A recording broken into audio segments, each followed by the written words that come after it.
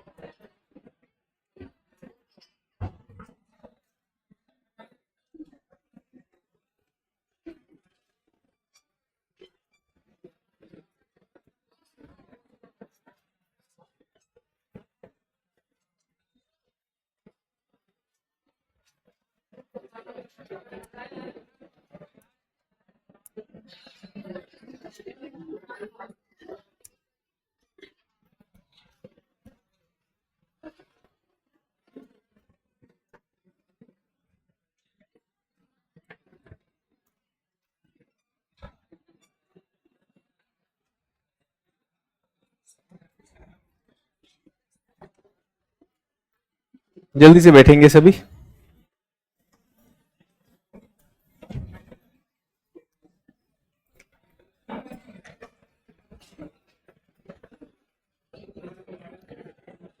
Good evening regional centres भी, अगर मुझे देख पा रहे हैं, सुन पा रहे हैं। बाकी यहाँ पर ऑफलाइन में जल्दी से बैठेंगे।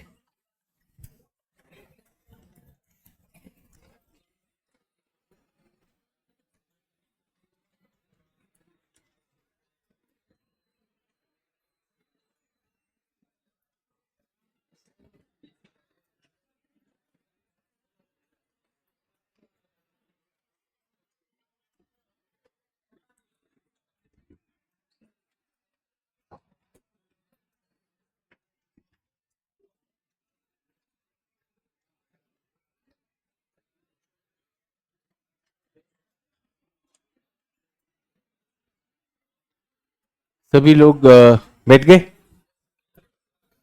तो कल हम वायुमंडल की उत्पत्ति पर बात कर रहे थे। वायुमंडल के घटक क्या हैं, उन पर हमने बात की और उसके बाद हमने देखा कि वायुमंडल की संरचना क्या है, परतदार संरचना। इस पर एक प्रश्न आया है कि सर आपने बताया कि कार्बन डाइऑक्साइड एक स्थायी गैस है, तो हमने वायुमंडल की जब संरचना की बात की और उसके घटकों की बात की, तो हमने कहा कुछ घटक ऐसे हैं जो परिवर्तनशील हैं, स्थान के साथ क्या हो जाते हैं, बदल जाते हैं, और कुछ ऐसे होते हैं जो स्थान के साथ नहीं बदलते। तो जो स्थान के साथ नहीं बदलते हैं वो स्थायी कहलाते हैं। स्थायी में हमने क्या देखा, nitrogen, oxygen, carbon dioxide, argon, ये देखा। और जो अस्थाई थे उसमें हमने दो चीजें देखी। पहला हमने देखा जलवाष्प, जो जल चक्र के लिए अहम है। उसके बाद हमने देखे धूलकण, यही बात की थी। तो प्रश्न हमारे पास यह है कि सर कल आपने बताया कि कार्बन डाइऑक्साइड एक स्थायी गैस है, पर एनसीईआरटी में लिखा है कि इसका आयतन बढ़ रहा है, तो क्या इसे हम अस्थाई नहीं मानेंगे? तो मुझे बताइए कि क्या इस प्रश्न को, क्या इस प्रश्न में जो वैल्यू है कि ये अस्थाई माना जाना चाहिए, जो प्रस्ताव है वो माना जाएगा या नहीं माना जाएगा? तो ये कह रहे हैं कि कार्बन डाइऑक्साइड तो बढ़ रहा है ना, बढ़ रहा है तो फिर हमने स्थायी क्यों कहा, है ना? जल्दी से बताइए। तो प्रश्न की कोई मेरिट है या नहीं है? हाँ या ना, या आपका कोई मत ही नहीं है इस पर? तो इनका प्रश्न ये है कि कार्बन डाइऑक्साइड तो बढ़ रही है, अगर कार्बन डाइऑक्साइड बढ़ रही है तो इसको स्थायी मानेंगे या नहीं मानेंगे? तो हाँ या ना, मानेंगे स्थायी? हाँ मानेंगे। और ये जो इनका प्रश्न है कि ये तो नहीं है, तो क्यों मानेंगे? हाँ बताइए, जो हाथ उठा रहे हैं।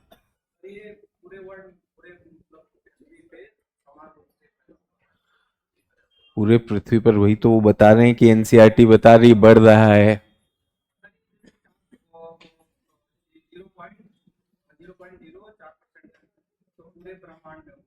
ब्रह्मांड में मत जाओ, पृथ्वी पर ही रहो। हाँ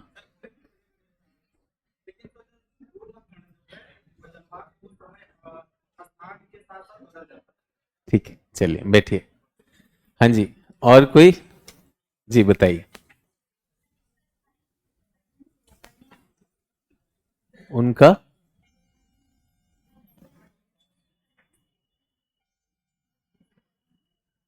सो क्यों बढ़ना और घटना ही तो उसको अस्थाई करेगा। ये कह रहे हैं जो भी हैं, ये इन्होंने कहा कि सर ये तो किताब कह रही कि ये बढ़ रहा है, तो बढ़ रहा है तो ये तो अस्थाई लग रहा है इनको।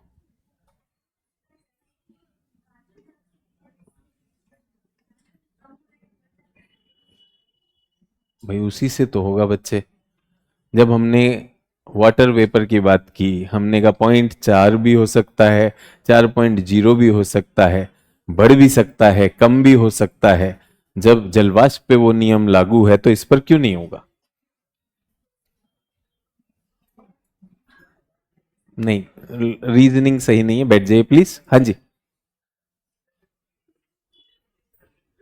देखो अगर तुम्हें उसी को बताना है तो अलग बात है, मुझे बताना है थोड़ा जोर लाना पड़ेगा, थोड़ा थ्रो तो डालो।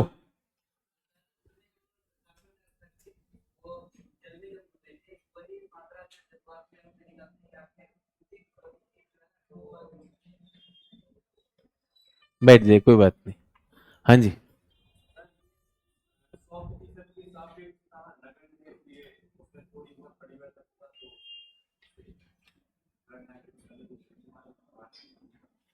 क्या बात कर रहे हो यार। एक बात बताओ, सुबह से शाम तक कार्बन डाइऑक्साइड बदली क्या? सुबह से शाम तक क्या कार्बन डाइऑक्साइड बदली वायुमंडल में? जलवाष्प बदलती है सुबह से शाम तक या नहीं बदलती है? अगर अभी बारिश हो गई तो नमी बढ़ जाएगी कि नहीं बढ़ जाएगी? तो ये फालतू के क्वेश्चन में आप लोग फंस गए।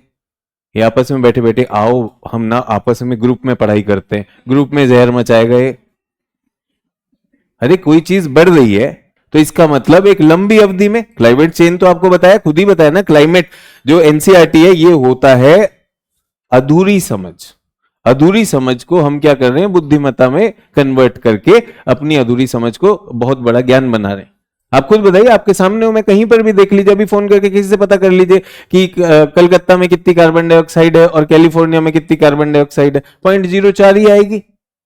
रात में फिर देख लीजिएगा, अगले दिन फिर देख लीजिएगा, जलवाष्प सबकी बदल जाएगी। तो जो परिवर्तनशील है, आप बताइए कि अगर यहीं पर जब आप गर्मी आती है तो गर्मी में अचानक शाम को धूल का तूफान आता है कि नहीं आता है? धूल के कण बढ़ जाएंगे कि नहीं बढ़ जाएंगे? तो परिवर्तनशील वो जो आज ही आपके सामने बदल जाए। ये सर एनसीईआरटी में लिखा है, क्या लिखा है एनसीईआरटी में?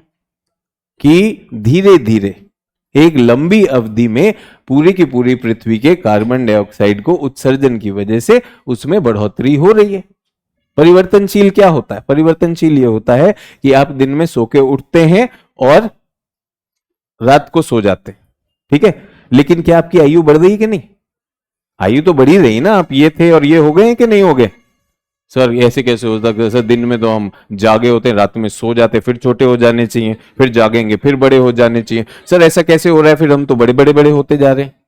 आप सोच रहे हैं कि मतलब बैठे बैठे गुड्डा गुड्डी का खेल बना लिया विज्ञान को? सर जी उसमें लिखा है। तो ऐसे एनसीईआरटी की दुहाई देना बंद करो, थोड़ा दिमाग लगाना शुरू।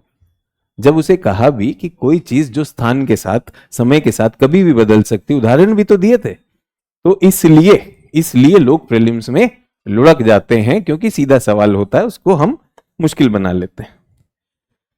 सूर्य से आने वाला सूर्य तप जिससे पृथ्वी की सतह अवशोषित कर लेती है और ताप की मुख्यतः 50 से 52 डिग्री की वृद्धि हो जाती है। कैसे हो जाती है? तो ओजोन के निर्माण में इतनी अधिक वृद्धि कैसे हो जाती है जिससे तापमंडल का 100 तक पहुंच जाता है? कृपया समझा दीजिए।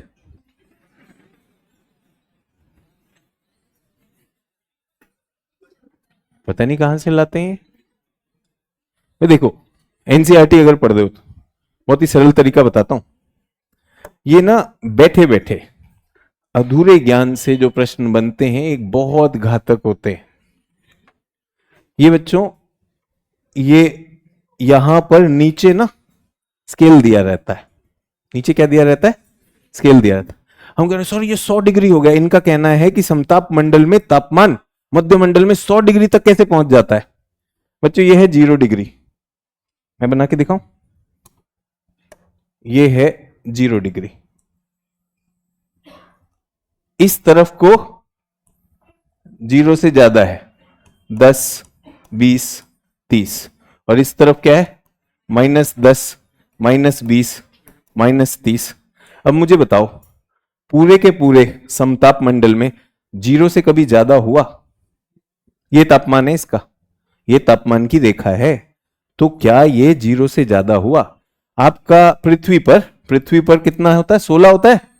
16 से शुरू किया, गिरना गिरना गिरना गिरना, कहां तक गिर गया? -60 तक आ गया। -60 डिग्री का तापमान यहां पर कितना है? -60। -60 से क्या हुआ? बढ़ना शुरू हुआ, बढ़ते बढ़ते -30, -20, -10, कितना पहुंचा? 0 डिग्री सेल्सियस। उसके बाद कल बताया फिर से गिरना शुरू हो जाएगा, फिर गिरा -10, -20, -30, -40, -50, -60, -70 और -100। प्रश्न पूछता है तो सर ये इतनी अधिक वृद्धि कैसे हो जाती है कि मध्य मंडल का तापमान 100 डिग्री सेल्सियस तक पहुंच जाता है? कहां पहुंचा? कहां से? कैसे बनाते हो ये? मध्य का 100 डिग्री सेल्सियस कैसे पहुंचा? कहां लिखा है? कैसे लेकर आए मध्य में सर? और सर देखिए पृथ्वी की सतह ना अवशोषित करती है। सोचो नीचे तो 50 डिग्री ही होता है, ऊपर 100 कैसे हो गया? पहले बताओ नीचे क्या सब जगह 50 होता है? एकदम गलत है। हमने तो नीचे का भी यहां पर दिखाया 18 आपको लिखवाया था ना, 15 से 16, तो 50 क्यों लिख रहा है? तो ये फिर वही होता है कि लेफ्ट ब्रेन, बताया आपको लेफ्ट ब्रेन को आंकड़े दिखाई देते हैं, आंकड़ों के पीछे का कुछ नहीं दिखाई देता।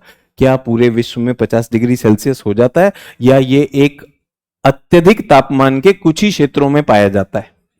कह रहे सर सूर्य आता है और सूर्य से तो 50 हो जाता है, उसके बाद सर जब पूरा सूर्य लग गया और वो 50 ही कर पाया तो यहां पे 100 कैसे हो सकता है? आपके सामने बना हुआ है। अच्छा ये लाइन इसलिए होती है सर, हम कभी सोचे नहीं थे ये लाइन का मतलब टेम्परेचर होता है। तुम क्या सोच रहे, केंचुआ चल रहा उधर? भाई लाइन बनाई गई, ग्राफ से बना हुआ है, ये प्रॉपर ग्राफ होता है। आपकी एनसीईआरटी में भी लाइन बनी होगी, चेक कर लो। तो नीचे क्या होता है? नीचे स्केल होता है। तो दोनों के दोनों में सवाल में है ये आंकड़ा कहां से लाए कि मध्य मंडल 100 डिग्री सेल्सियस है? नहीं है आपके सामने, हटेगा ही नहीं, हटेगा ही नहीं भाई, बिल्कुल यही है। जैसे जैसे ऊपर जाओगे यहां पे तापमान कम होगा, और यहां पे कौन सा मंडल था? ओजोन मंडल। ओजोन मंडल क्या कर रहा है? ये जो ऊष्मा से दूर जा रहे हैं उसका जो तापमान गिर रहा है उसको हम पलट रहे हैं। वैसे नहीं करना यार, कुछ भी आंकड़े ले लिए इतना बड़ा वो करके चमत्कार नहीं बनाना। बहुत ही सरल सा विज्ञान है मौसम का विज्ञान। हाँ डेफिनेटली कल्पना की जरूरत होती है। बहुत से छात्र क्या करते हैं, सोचते हैं कि हम अपने आप किताब पढ़ लेंगे, किताब में कुछ जो कहा गया संदेश भी तो है ना उसके पीछे का, संदेश तो समझिए। सर ये तो बढ़ रहा है, एक दीर्घ अवधि में बढ़ रहा है। हमने आपको बताया नहीं था कि जब द्वितीय हमारा वायुमंडल था कितनी थी उसके अंदर कार्बन डाइऑक्साइड? 25%। वो घटी भी तो, वो घटी ना, तो क्या एक ही रात में घट गई थी? नहीं, धीरे धीरे हमारे महासागरों में घुली थी, है कि नहीं? महासागरों में घुली थी। सुजीत कुमार आर्ट्स कह रहे हैं सर ये एनसीईआरटी में दिया है। सर क्या दिया है? कि मध्यमंडल 100 डिग्री सेल्सियस है। दिखाओ कहां है, कहां दिया है? मध्यमंडल में है कहीं पर, दिखाओ जरा। -100 दिया है ना। सुजीत कुमार आर्ट्स ऐसा मत करो फिर, इससे पहले हम जान दे दें। हम थोड़ी ना हटने वाले हैं भाई, हमारे सामने है ये तो हमें पता है ना यार, तो हमें पता है ही नहीं वो। तो जो नियम है विज्ञान के, ऐसे थोड़ी कल्पना की एनसीईआरटी के नाम पे कुछ भी बिल फाड़ देते हैं। सर एनसीईआरटी में दिया है, ठीक है। तो पहली बात, परिवर्तनशील का मतलब क्या है, अस्थाई का मतलब क्या है? स्थान और समय में बहुत जल्दी से परिवर्तित हो सके, वो होता है ये, ठीक है। और दूसरी चीज ऊंचाई पर जाने पर तापमान सामान्यतः क्या होगा? गिरेगा ही गिरेगा। सामान्यतः क्या होगा? गिरेगा ही गिरेगा। लेकिन अगर कुछ अलग स्थिति आ गई, यहां पर कौन आ गया था? ओजोन आ गया था, इसलिए बढ़ रहा है। सर यहां पे भी तो बढ़ रहा है, यहां पे कैसे बढ़ रहा है? तो यहां पर जो बढ़ रहा है, यहां पर अगर आप जाएंगे तो यहां का तापमान सेंसिबल हीट नहीं है, इसको गुप्त ऊष्मा कहते हैं, ठीक है। यहां की जो हीट है ये लेटेंट हीट है। कैसे बढ़ रही है? ये थर्मोमीटर में नहीं नापा जाता, ये नापा जाता है न्यूक्लियर स्पेक्ट्रोस्कोपी से कि न्यूक्लियर कितना ज्यादा वाइब्रेट कर रहा है। वो ऊष्मा कहां से आती है? ये सूर्य की ऊष्मा है। पहले तो मुझे बताइए, अगर आपको इसका भी बता दूं मैं, आयन मंडल की बात कर रहे थे, आयन की ही खत्म की थी ना हमने, शायद आयन मंडल कर ले, आयन मंडल पे बात कर लेते हैं, आपकी बात भी खत्म हो जाएगी। ठीक है, इसको मैं जल्दी से बना देता हूं। तो ये हमारी तापमान की रेखा है। पहले क्या होगी? तापमान क्या होगा? ऊंचाई के साथ गिरेगा। सबको समझ में आ गया इस रेखा का मतलब क्या है? इस रेखा का मतलब यहां पे होगा 0 डिग्री, और ये कितना होगा? लगभग 15 डिग्री, और यहां आते आते कितना हो जाएगा? -60 डिग्री। -60 हो गया। फिर क्या होगा? ये तापमान क्या होने लगेगा? स्थिर होगा, समताप, और फिर बढ़ेगा। कहां तक जाएगा? 0 तक ही जाएगा बस। 0 तक, मतलब जो कैंसिल आउट हुआ वो लगभग यहां पर, और फिर एक बार फिर से मोड़ लेगा, फिर से क्या होने लगेगा? फिर से गिरेगा, और इस बार कितना गिरेगा? -80 से -100, कुछ ऐसा ही आएगा। यहां पर हम खत्म कर रहे हैं। कितना किलोमीटर की ऊंचाई पे आ गए? जल्दी बताइए। 80 तक आ गए। 80 तक के किलोमीटर को क्या कहते हैं? 0 से 80 को क्या कहते हैं? सममंडल, होमोस्फियर। तो सममंडल आ गया। अब यहां पर क्या है? ये नाइट्रोजन के एटम, ठीक है, उसके ऊपर ऑक्सीजन के एटम, उसके ऊपर हीलियम के एटम, उसके ऊपर हाइड्रोजन, और एक एक ही बना रहा हूं क्योंकि बहुत कम है, बहुत ही ज्यादा विरल हो गया। वायुमंडल तो आपने देखा 50 किलोमीटर के अंदर अंदर कितना होता है? 50 किलोमीटर की ऊंचाई के अंदर अंदर कितना होता है? 99.9। वहां पे मामला खत्म है, तो अब कुछ गैसें रह नहीं गई। तो अब यहां पर क्या है? अब ध्यान दीजिएगा, यहां पर सूर्य का प्रकाश आता है, सूर्य का प्रकाश आता है, और वैसे तो उसमें भेदन की क्षमता है, आपको पता है, भेद के चला जाएगा। लेकिन यहां पर क्या होता है कि ये हमारा नाइट्रोजन का एटम है, जिसके न्यूक्लियस में न्यूट्रॉन और प्रोटॉन है। बाहर क्या होते हैं? इलेक्ट्रॉन होते। कितने होते हैं नाइट्रोजन में? कोई बताएगा मुझे, बाहर के ऑर्बिट में कितने है? कोई साइंस वाला, केमिस्ट्री वाला? हाँ जी, कितने? 2 8 18 32। तो अबे नाइट्रोजन पूछा है, पूरे केमिस्ट्री को बुला दिया। 2 8 18 32। हाँ, नाइट्रोजन का एटॉमिक नंबर बताओ, उससे हो जाएगा। 7 है ना, तो बचे 5, 2 इधर, ऊपर 5 रह गए ना। 2 8 18 32। ये अपने विज्ञान की पूरी इज्जत का फलूदा बनवाते हुए 1 2 3 4 5 आ कितने सकते थे? 8 आ सकते थे। 5 मिले हैं तो 5 चल रहा है। जिन लोगों को पता नहीं है क्या किया है सर ने, मासूम जितने भी हैं, ठीक है, सर ये क्या कर रहे हैं समझो, सर ऐसी ड्राइंग कर रहे हैं, मजा ले रहे हैं, कोई फर्क नहीं पड़ता। तुम एकदम मासूमियत के साथ छोड़ दो इसे, ठीक है। जिन्हें समझ में आ रहा है उन्हें पता है कि एक एटम है, एटम में 7 इलेक्ट्रॉन हैं, 2 अंदर आ गए और 5 बाहर। और कितने जा सकते थे बाहर वाले में? 8 जा सकते थे, ठीक है। अब क्या हुआ? इनके पास आ गया सूर्य का प्रकाश। जब सूर्य का प्रकाश आता है तो ये उत्तेजित हो जाता है। इसको क्या कहते हैं? एक्साइटेड हो जाता है, एक्साइटेड हो जाता है।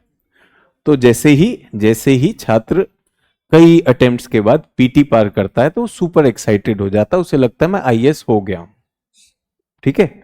तो वो अपने मित्रों से बात करनी बंद कर देता है, वे तुमसे ना होगा, हम तो सीधा सीनियर से बात करेंगे जिसने पहले मेंस दिया है। तो ये उछल के कहां चला जाता है? यहां पर, ठीक है। इसे ये नहीं पता कि सीनियर भी कोई खास समझ रखता नहीं है। जो समझदार छात्र है वो सीनियर से 4 बार बात करता है, उसे पता चल जाता है इसीलिए मेंस पास नहीं हो रहा, और फिर वो क्या करता है? वापस आ जाता है। भैया घर का बुद्धू शाम को वापस आ जाता है। तो ये जो एक्साइटेड स्टेट होती है यहां पर ये क्या हो जाता है? अस्थिर होता है। तो सूर्य ने जो प्रकाश दिया इसको, तो इससे क्या मिल गई, इसको एनर्जी मिल गई। एनर्जी से ये कहां चला गया, ऊपर वाले ऑर्बिट में चला गया। ठीक है, ऊपर वाले एक्साइटेड स्टेट में ज्यादा देर रह नहीं पाता इलेक्ट्रॉन, तो इलेक्ट्रॉन की कोशिश क्या होती है, वापस आ जाने की। तो जैसे ही वापस आएगा, तो मुझे स्कूल में शायद 7वीं क्लास में पढ़ाया था, क्या आपको भी 7वीं में पढ़ाया था ऐसा कुछ? 7वीं में अगर केमिस्ट्री पढ़ी हो, 7वीं 8वीं में? नहीं सर, केमिस्ट्री थोड़ी पढ़ाते हैं भाई, विज्ञान तो पढ़ाते थे, एटम तो वहीं पढ़ाया था कि नहीं पढ़ाया था, कि इलेक्ट्रॉन है 2n² के हिसाब से उसमें भरा जाता है, और उसको ऊर्जा दे दो तो उछल के ऊपर चला जाएगा और वापस कूद कर आ जाएगा। और मुझे मेरे शिक्षक ने कहा था, जब ये वापस आता है तो ये फोटोन छोड़ के वापस आएगा। मैंने कहा फोटोन क्या होता है? बोले प्रकाश का पैकेट, पैकेट ऑफ लाइट। मैंने सोचा पता नहीं क्या होता है पैकेट ऑफ लाइट, बट कुछ तो होता है। तो ये प्रकाश छोड़कर वापस आएगा, मतलब एनर्जी है ना, लाइट भी तो एनर्जी है, तो वापस आ जाएगा, अपनी एनर्जी छोड़ देगा।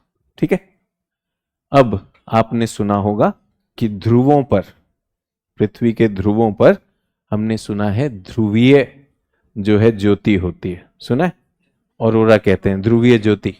वो क्या होती है? यही होती है कि यहां के मॉलिक्यूल्स जो एटम हैं, ये उछल के जाते हैं ऊपर, इधर नहीं, इधर ऊपर नहीं जा रहे, इसी के अंदर अपने ऑर्बिट में उछल के ऊपर जाते हैं और फिर वापस आएंगे। जब नीचे आएंगे तो प्रकाश छोड़ेंगे कि नहीं छोड़ेंगे? तो वो प्रकाश किस रूप में दिखाई देता है? अंग्रेजी में क्या कहते हैं उसको? ऑरोरा। हिंदी में क्या कहते हैं? ध्रुवीय ज्योति। बहुत सुंदर प्रकाशित क्षेत्र होता है आसमान में। किस वजह से होता है? ये इलेक्ट्रॉन की वजह से होता है। सूर्य का जो प्रकाश है वो एटम में इलेक्ट्रॉन को उत्तेजित करता है, वो इलेक्ट्रॉन उछल के अगले ऑर्बिट में जाता है, वहां स्थिर नहीं होता, तो वो वापस कूद के जब वापस आता है तो जो उसने एक्स्ट्रा एनर्जी ली थी उसे प्रकाश के रूप में छोड़ देता है। कई रंग बिरंगे प्रकाश होते हैं, सुंदर प्रकाश होता है। इसको हम क्या कहते हैं? ऑरोरा या फिर ध्रुवीय ज्योति। सबको समझ में आ गया? तो ऑरोरा और ध्रुवीय ज्योति कहां पर बनती है? इस क्षेत्र में, या तो मध्य मंडल मान लीजिए या मध्य मंडल आयन मंडल के क्षेत्र में, यहां कहीं पर ऑरोरा बनता है। सिद्धांत समझ में आ गया? ठीक है, अब हम आगे बढ़ते हैं। अब ये वाला जो है ना, इसको पहले तो लगा प्रीलिम्स पास होते ही कि मैं जो है आईएएस बन गया। ठीक है, फिर आईएएस बन गया तो इसने घर वालों को बोल दिया अब तो मैं आईएएस बन गया हूं, तो मेरा रिश्ता भी ढूंढ दीजिए। जब घर वाले रिश्ता ढूंढने लगे, इस समय इसे मेंस की परीक्षा की तैयारी करनी चाहिए, लेकिन ये मेंस की परीक्षा की जगह क्या कर रहा है? मैट्रिमोनियल चेक कर रहा है। ठीक है, मेंस पास आता जा रहा है, इसको कोई उम्मीद क्या, इसको पता ही नहीं। इसको तो यही पता चला प्रीलिम पास होते ही मैं आईएएस बन गया। ठीक है, अब घर वालों ने 4-5 रिश्ते भी ला दिए। अभी पूछ रहा है माल कितना मिलेगा, क्योंकि मैं तो आईएएस हूं, आईएएस ऐसे सस्ते में तो नहीं जाएगा। तो अब ये पूरा माल भी ढूंढ रहा है कि नहीं ढूंढ रहा है। उसके बाद क्या होता है कि उसके बाद तारीख आ जाती है, टाइम टेबल आता है, फलाने दिन मेंस का एग्जाम है। कहता मैं तो आईएएस बन गया, मुझे क्या टेंशन है, दे आऊंगा उसमें भी।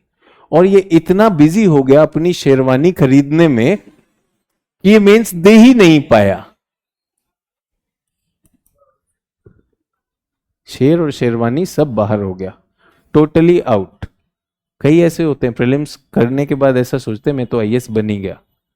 और मैं सच बताऊं, अभी मेरी एक छात्रा से बात हो रही थी, बोली कि सर पहले 2 बार तो कॉलेज में ही दिया, प्रीलिम्स ही पास नहीं हुआ।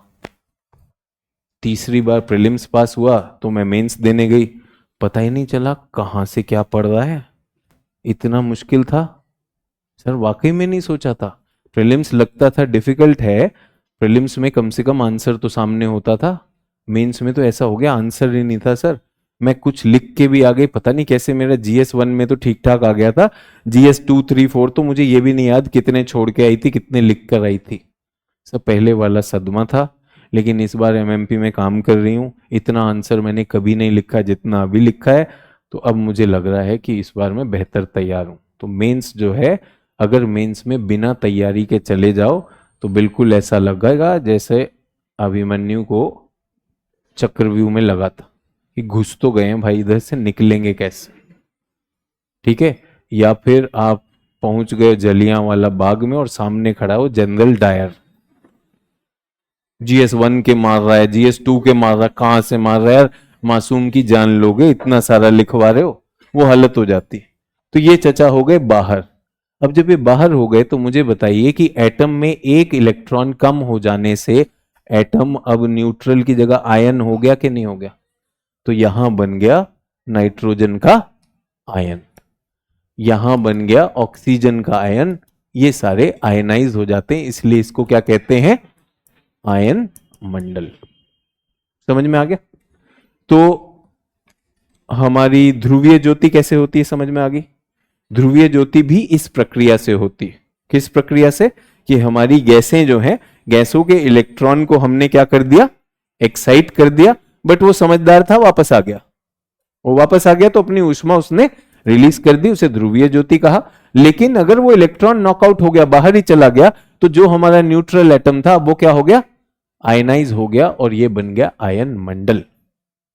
ठीक है सर, GS1 और GS2 में कितने दिन का गैप होता है? 9 से 12, फिर 2 से 5, 2 घंटे का गैप होता है बेटा। कितने दिन का गैप होता है? अब उसी दिन होते हैं दोनों पेपर। ये बढ़िया है, नाम इनका रक्षा है, रक्षा कर लो अपनी, नहीं तो वहां टेंशन हो जाएगी कितने दिन का होता है। GS1 GS2 same day, GS3 GS4 same day, optional 1 optional 2 same day. एक ही दिन में, मतलब आप यूं समझिए कि कम से कम 6000 शब्द लिख कर आते हैं। आप यहाँ पे 3-4 आंसर लिखने में ढेर हो जाते हो, वहां पर मतलब लिखते लिखते तो ये छात्रा ने बोली कि सर मेरे ना अंगूठे में कुछ दिक्कत हो गई, एक नर्व प्रेस हो जाती है, तो ऐसा लगता है कि मतलब एकदम से बॉडी में जो है एकदम करंट सा जाता है और अंगूठा जो है नंब हो जाता है। सर ये ना पिछले 2 साल से ही हो रहा है, मेंस इतना लिखती हूँ तो हो जाता है। पहला तो लेखन के लिए एक चैलेंज आएगा, दूसरा मैंने कहा सुने करंट कुरंट वैसे आएगा नहीं, इसे कहते हैं साइकोसोमैटिक। साइकोसोमैटिक का मतलब एक तो आपका शरीर है, दूसरा आपका मस्तिष्क है। एग्जाम की चिंता और डर आपके शरीर में बहुत सारे रोग उत्पन्न करता है, रोग और विकार। तो मैं बताना चाहता हूं जितना हो सके खुश रहा करो, हंसते खेलते रहा करो, दुखी मत रहा करो। सर PY क्यों नहीं मिला, मेरा क्या होगा? अबे मिल जाता तो क्या कर रहा था? ये कर रहा था। CO2 तो बन रहा है सर, ये अस्थाई कैसे हो सकता है? खुश रहेगा तो समझ भी आएगा ना। सर मुझको बहुत डर लग रहा है सर करंट से। हाँ लगना चाहिए, करंट से दूर रहना चाहिए, बचपन से बताया। हाँ, जितना बचा सकता उतना। सर मैं क्या करूं, मैं 7-7 क्लास करता हूं। कम करो, कम करो, 7-7 क्यों कर रहे हो? नहीं तो ना तुम ना क्लास दोनों मारा जाएगा। जितना बचा सको उतना। लेकिन सर ये मुझसे पहले हो जाएगा, अच्छी बात है, दोस्त तुमसे पहले होगा, तुम्हारा ही सीनियर बनेगा, दिक्कत क्या है? तुम्हें लगता है शक्ल से वो हो जाएगा, शक्ल से कोई नहीं हो रहा है, अकल से होगा। बैठा है टेंशन में, रोज का टेंशन में बैठा हुआ। यहां पे बता रहे मध्य मंडल में सर 100 डिग्री कैसे हो जाएगा? गलत पढ़ रहे हो, चश्मा चश्मा सही करवाओ। ठीक है, आयन मंडल और ये भी हो गया। ये बताओ आयनोस्फीयर किसी काम का है? किसी काम का है? क्या काम करता है आयनोस्फीयर? आयनोस्फीयर की भूमिका, हाँ जी बताइए। साइलेंस साइलेंस, वहां पीछे बैठे होते हैं तो आवाज नहीं आती। रेडियो तरंगों को क्या करता है? रोकता है। ठीक है, और कुछ? आवाज, हाँ दूर संचार, वो जो रेडियो था ना वो वही था। कई लोग ऐसे सोचते हैं मेरा बिंदु अलग है, मेरा तो दूर संचार है। अबे वो रेडियो कम्युनिकेशन ही कह रहा है, वो अलग बात है। हिंदी की तो ऐसी गत बना रखी है, सेम ही बिंदु होता है, लेकिन वो दूसरी हिंदी में बोलता है, वो दूसरी में बोलता है, तो वो हो जाता है। वो देखो एक बोला एस्ट्रॉइड को रोकता है, बिटिया उसकी अपनी बेचारी की इज्जत नहीं है, 2-4 मॉलिक्यूल सारे हैं और वो लगे हुए आओ एस्ट्रॉइड हम तुम्हें रोकेंगे, कुछ नहीं करता है। ठीक है, तो ये हम हैं, ये हमारी पृथ्वी। ठीक है, पृथ्वी के ऊपर कितनी ऊंचाई पर? 100 से 80 है ना, 80 से 400 किलोमीटर की ऊंचाई तक ये आयन बनते हैं। क्या बनते हैं? आयन बन रहे हैं। बहुत सारे हैं, बहुत कम है? बहुत कम है, तो ये हमारे पास हो। ठीक है सर, औरोरा प्रकाश किस देश में दिखाई देता है? देश नहीं बेटा, जब ध्रुवीय ज्योति है तो ध्रुवीय जो हमारे वृत्त है ना, आर्कटिक अंटार्कटिक वृत्त, ये तो कौन बनेगा करोड़पति मत खेलो, कुछ पढ़ लेना जो मास्टर जी ने बताया है, इसके बाद जाकर उसे सोचना तो ज्यादा अच्छा होगा। ठीक है, हाँ जी, तो ये बन गया पॉजिटिव पॉजिटिव। तो अब क्या हुआ कि हमने जो है रेडियो कम्युनिकेशन डेवलप की, कि रेडियो से हम जो है अपने मैसेजेस को दूर तक ले जाना चाहते हैं। अब तो रेडियो क्या है, रेडियो एक तरंग है। रेडियो तरंग है, दो तरह की होती है। एक तो ये यहां पर है, ये यहां पर है, ये 10 मीटर दूर है। तो चिल्लाकर बता रहे हैं उन्हें कि मेरा प्रीलिम्स क्लियर हो गया। सुन पाएंगी कि नहीं? अभी 10 मीटर ही दूर था। नहीं, पहले मैं वहां तक का सुन लेता हूं, तुम लोग कह रहे हो यार हद कर रहे हो। 10 मीटर होता कितना है? कोई कल्पना कुछ नहीं होती है किसी के पास भी। 10 मीटर तक सुन लेंगे। मान लीजिए अगर ये 10 किलोमीटर हो तब नहीं सुन पाएंगे, तो हमें क्या चाहिए? संचार का एक माध्यम चाहिए। उसमें आ जाती हैं ध्वनि तरंगे, रेडियो वेव। रेडियो वेव क्या था याद है? इलेक्ट्रोमैग्नेटिक स्पेक्ट्रम में आखिरी था। तो यहां से हम रेडियो से मैसेज भेजेंगे और ये मैसेज इनके पास रिसीवर है, इनको मैसेज मिल जाएगा। ठीक है, ये मिल जाएगा आपके मोबाइल में या आपके रेडियो में। जो एफएम रेडियो आता है वो ऐसे आता है। तो टावर जो है वहां से रेडियो चैनल ट्रांसमिट करता है, आपका रिसीवर रिसीव करता है। फिर आप ऑल इंडिया रेडियो के समाचार सुन रहे हो या गाना सुन रहे हो, वो सब इसी से आ रहा है। लेकिन ये मान लीजिए दिल्ली केंद्र है। कौन सा है? दिल्ली केंद्र है, और ये है चंडीगढ़। तो धीरे धीरे चंडीगढ़ की तरफ ये सिग्नल कमजोर होने लगेगा। तो कमजोर होने के बहुत सारे तरीके हैं, बूस्टर से हम कर सकते हैं। लेकिन ये दिल्ली का जो रेडियो है, एफएम जो है, ये और आगे आकर यहां पर जो होगा इसको नहीं मिलता है। क्यों? मिलेगा या नहीं मिलेगा? ये सिग्नल तो ऐसे जा रहा है। पृथ्वी क्या है? पृथ्वी पे तो कर्व है, तो ये सिग्नल वहां तक नहीं जाएगा। तो आप देखेंगे अगर कभी आप ड्राइविंग करते हैं या आप बस में हैं और एफएम चल रहा है, तो आपके शहर का एफएम एक बिंदु के बाद आना बंद हो जाएगा, दूसरे शहर का एफएम आने लगेगा।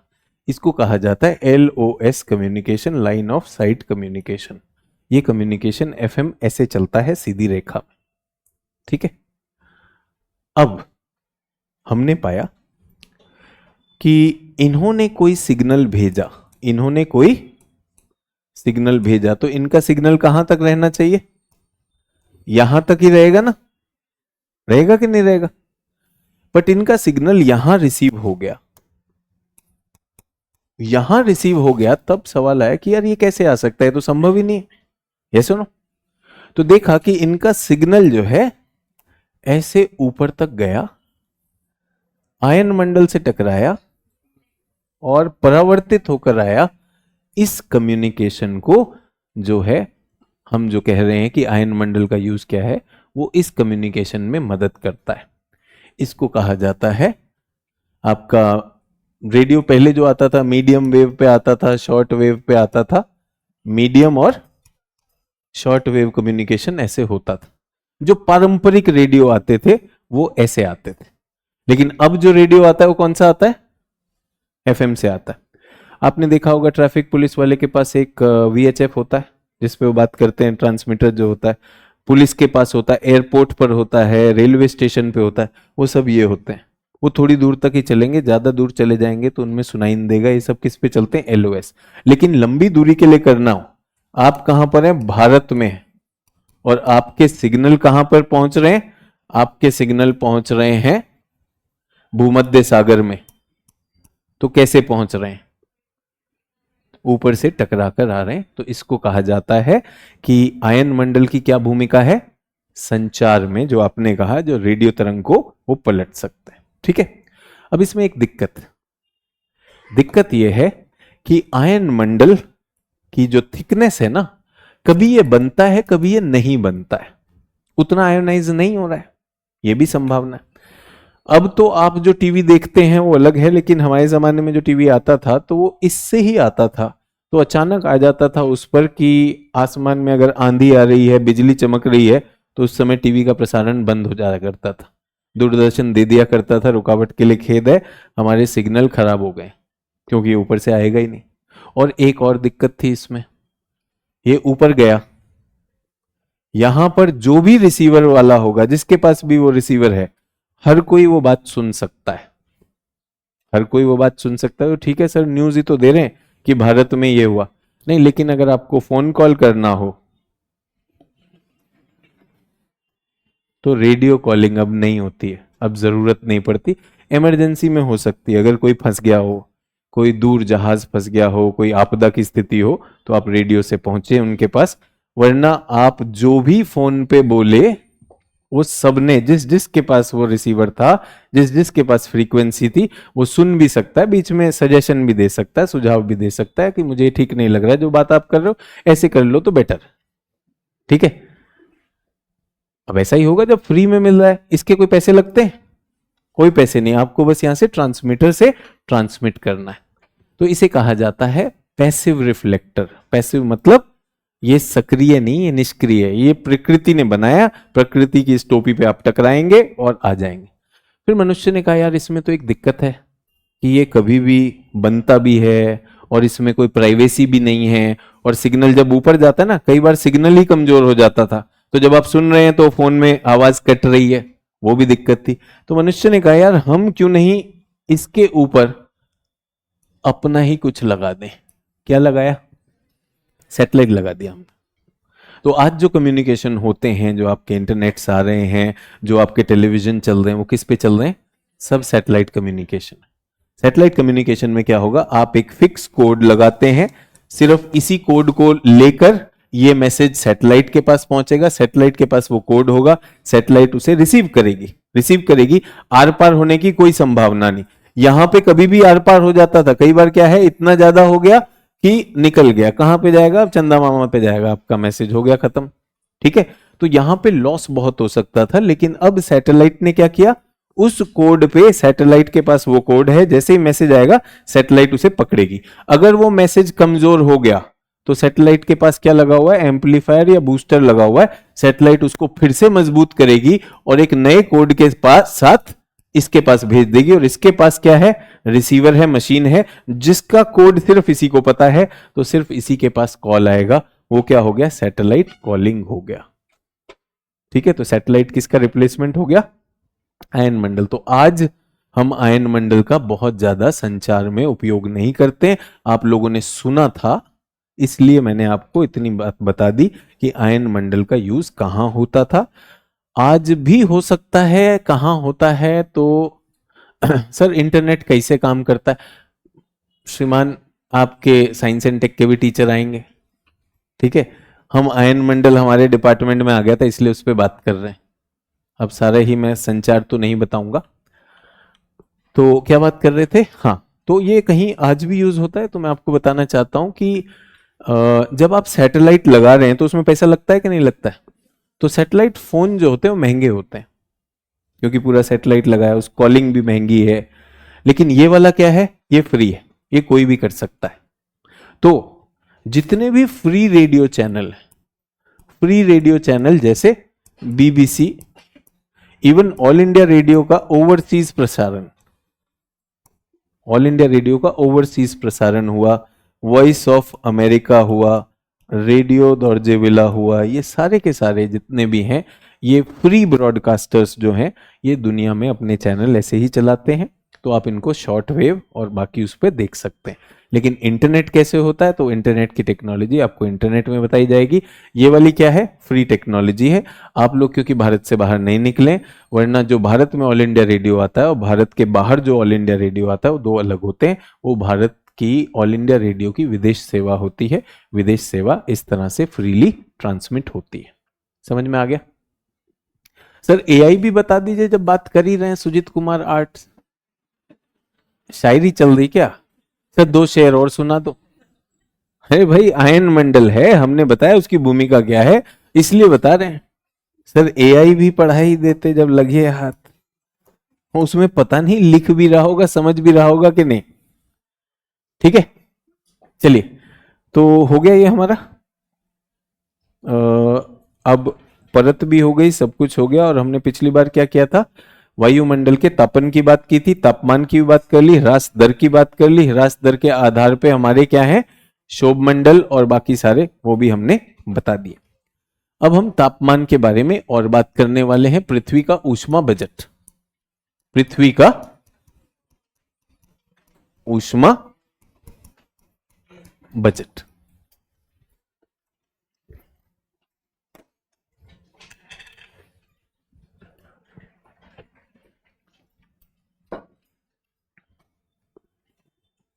हाँ जी,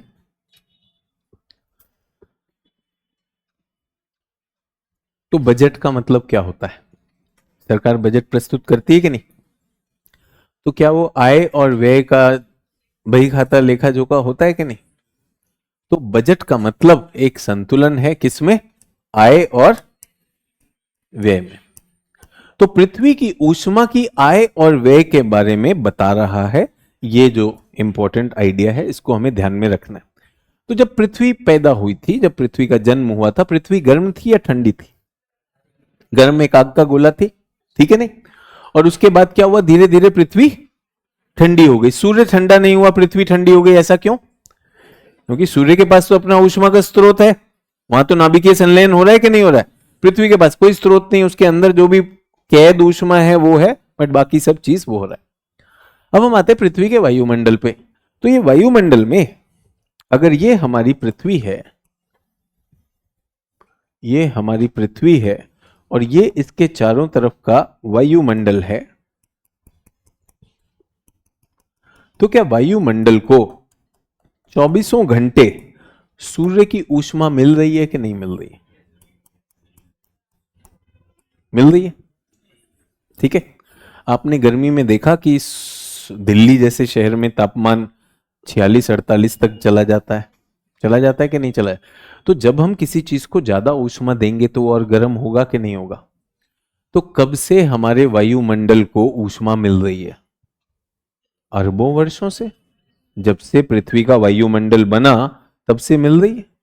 अब ये ऊष्मा अगर इसमें एकत्रित हो जाती, अगर हो जाती है ऊष्मा, तो मैं आपको बता रहा हूं कि पृथ्वी फिर से इतनी गर्म हो जाती कि पृथ्वी ही पिघल जाती, ठीक है। बट पृथ्वी इतनी गर्म नहीं है। क्या है हमारा औसत तापमान? 15 से 16 डिग्री। तो हमारे वैज्ञानिकों की तरह मैं चाहता हूं कि हम सोचें कि आपके घर में आपके पिताजी की आय मान लीजिए 50,000 रुपए महीना है, ठीक है। 50,000 रुपए महीना आपके पिताजी की आय है, वो आती है। और आपके साल के शुरुआत में पिताजी की जो सेविंग है कि घर में कोई दुख सुख हो, किसी चीज हो, तो उनकी सेविंग जो है 1,00,000 रुपया है। 1,00,000 रुपया उन्होंने बचा रखा है। अब 1 साल तक उन्होंने कमाया, 1 साल तक उन्होंने कमाया, ठीक है। 50,000 के हिसाब से कितना कमाया? 6,00,000 कमाया। पूरे साल में कितना कमाया? 6,00,000। और पिताजी ही कमाते हैं, बस वही आपका आय का स्रोत है, तो पूरे परिवार को उसी में रहना है। और दिसंबर में आपने जाके चेक किया कि पिताजी ने कमाया और आपके पिताजी की जो बचत है वो आज भी 1,00,000 रुपए है। तो भी बताइए, ये तो गड़बड़ हो गई। पिताजी तो 6,00,000 रुपए कमा रहे हैं लेकिन बचत तो 1,00,000 रुपए है। तो क्या दिक्कत है इसमें? ऐसा कैसे हो सकता है? उन्होंने तो 6,00,000 कमाया लेकिन खाते में तो 1 ही दिखा रहा है। सर कमाया लेकिन स्पेंड भी तो हुआ। तो महंगाई बढ़ रही है, खाने पीने, और जितना मैं हूं, मेरा भाई बहन है, उनके एजुकेशन में, शिक्षा में, स्वास्थ्य में लग गया। तो इसका मतलब यह है कि पिताजी की जितनी आय है उतनी व्यय हो जाती है, तभी तो जो एक सीमित मात्रा है तभी तो होगी या नहीं होगी। अब मुझे बताइए कि हमारा वायुमंडल अरबों साल से ऊष्मा ग्रहण कर रहा है, तो उसका तापमान बढ़ जाना चाहिए था कि नहीं बढ़ जाना चाहिए था? लेकिन जैसे आपके पिताजी की बचत की तरह ये स्थिर है, तो ये क्या दिखाता है? जो आय हो रही है वो व्यय होती जा रही। इस चीज को वैज्ञानिकों ने जब पढ़ा तो उन्होंने कहा भाई ऐसा तो हो नहीं सकता ये स्थिर हो, क्योंकि ऊष्मा तो आ ही रही है, जरूर कहीं ना कहीं पे व्यय होता होगा। इस विचार ने किस विचार को जन्म दिया? पृथ्वी का ऊष्मा बजट। ठीक है, तो पहली चीज तो हमने ये देखी कि ये ऊष्मा बजट। अब किसी ने कहा सर एनसीईआरटी में लिखा है कि वायुमंडल का तो तापमान बढ़ता जा रहा है, इसी तो वैश्विक तापन कह रहे हैं।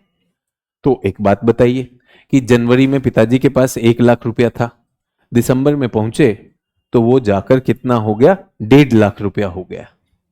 तो यानी पूरे वर्ष में पिताजी ने बचत कर ली, कितनी बचत कर ली, 50,000 की बचत की 12 महीने में। तो लगभग 4-4.5 हजार रुपए महीना पिताजी बचा पाते थे, अपनी सैलरी से बचा पाते थे। तो आपके पास अमाउंट बढ़ गया कि नहीं। तो आज जब आप कहते हैं पृथ्वी में वैश्विक तापन हो रहा है, तो ठीक वही हो रहा है कि इस बजट में असंतुलन आ रहा है। बजट में क्या आ रहा है, असंतुलन। घर में अगर 1 लाख से 1.5 लाख हो गई अगर हमारी बचत है, तो अच्छी खबर है कि नहीं, कि हम अपनी आय कुछ बचा भी पा रहे हैं। लेकिन जब हम ऊष्मा की बात करते हैं, यहां पे अगर हम एकत्रित कर रहे हैं, तो यह चिंता की बात है, क्योंकि जितना ज्यादा तापमान बढ़ेगा उतना ज्यादा हमारे वायुमंडल और वायुमंडल के प्रभाव से स्थलमंडल, जैवमंडल, जलमंडल सब पे प्रभाव आएगा। क्लियर हो गया। तो पहली बात हम ये देखेंगे कि बजट क्या है, एक आदर्श बजट क्या है। ठीक है। दूसरी बात हम देखेंगे क्या ये आदर्श बजट बना हुआ है या इसमें कुछ बदलाव आ रहे हैं, और बदलाव आ रहे हैं तो कहां आ रहे हैं, कैसे आ रहे हैं, ये मेरा टॉपिक है। टॉपिक सबको समझ में आया कि नहीं। पृथ्वी पर क्योंकि तापमान लंबी अवधि से बदला नहीं है, इसका मतलब एक बजट होना चाहिए। बजट में क्या आय है, क्या व्यय है, उसे देखेंगे। हाल ही में ऐसा प्रतीत होता है कि धीरे धीरे थोड़ा सा बढ़ रहा है, तो क्या ये बजट टूट गया है या टूटने वाला है, इसमें क्या परिवर्तन हो रहे हैं, क्यों हो रहे हैं और कहां कहां हो रहे हैं, ये मैं आपको बताने वाला हूं।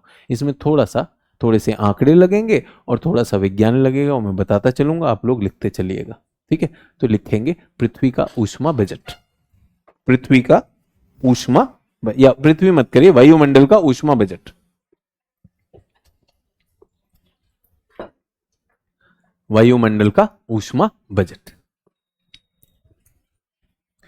पृथ्वी के वायुमंडल का औसत तापमान, पृथ्वी के वायुमंडल का औसत तापमान लंबी अवधि से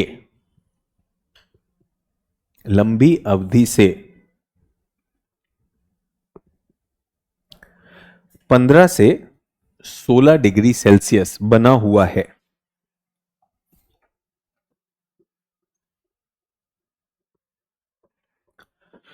भूगार्भिक काल में पृथ्वी पर अनेक ठंडे काल ब्रैकेट में हिमयुग, ठंडे काल एवं गर्म काल देखे गए हैं। गर्म काल देखे गए हैं। ठीक है।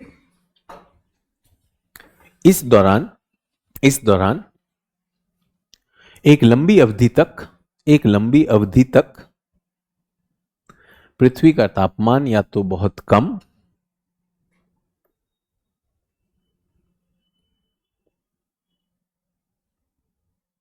पृथ्वी के वायुमंडल का तापमान या तो बहुत कम या बहुत ज्यादा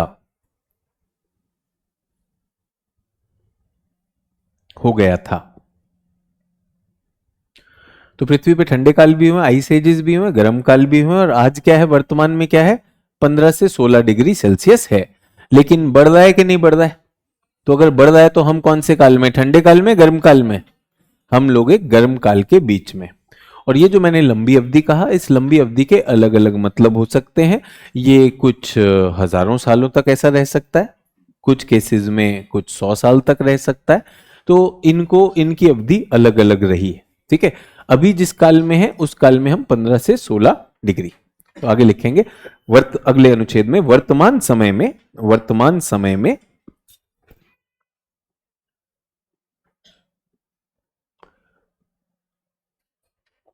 समय कब से लूं, जब से मनुष्य है। तो हमारे पास 8,000 वर्ष से तो हम कृषि ही कर रहे हैं वर्तमान समय में। लिख लीजिए पिछले 8 से 10,000 वर्ष, 8 से 10,000 वर्ष में पृथ्वी का औसत तापमान, वायुमंडल का औसत तापमान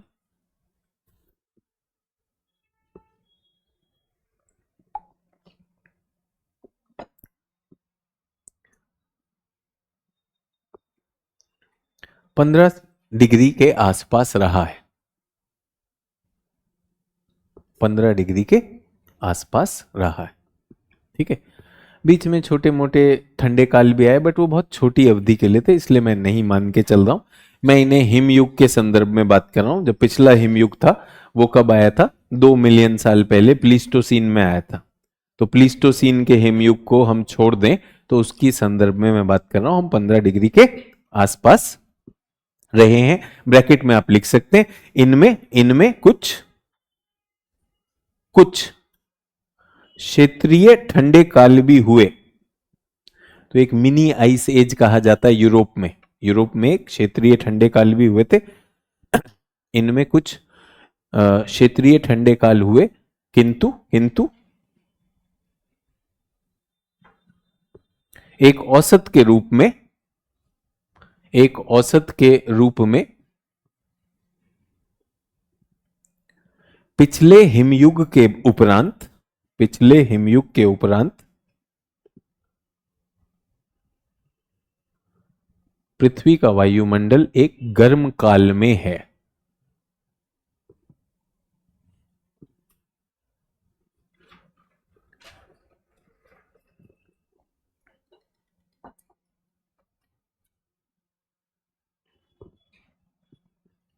एक गर्म काल में है।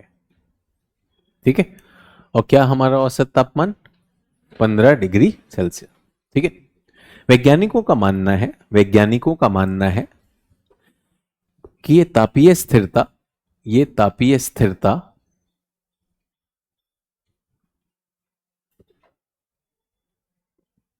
वायुमंडल में व्याप्त, ये तापीय स्थिरता वायुमंडल में व्याप्त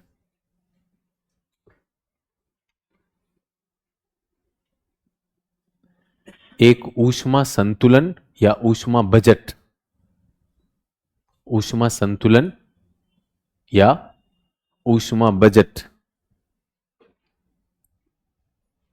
की ओर या की दिशा में इंगित करता है। ऊष्मा बजट या ऊष्मा संतुलन की दिशा में इंगित करता है, इशारा करता है, पॉइंट करता है। ठीक है, ऊष्मा बजट का तात्पर्य वायुमंडल की ऊष्मा आय व व्यय, ऊष्मा आय या व्यय के बीच का संतुलन, ऊष्मा आय या व्यय के बीच का संतुलन।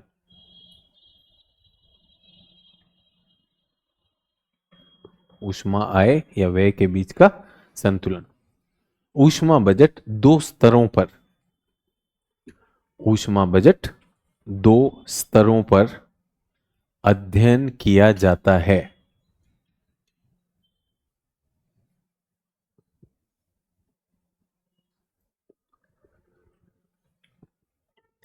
दो स्तरों पर अध्ययन किया जाता है। पहला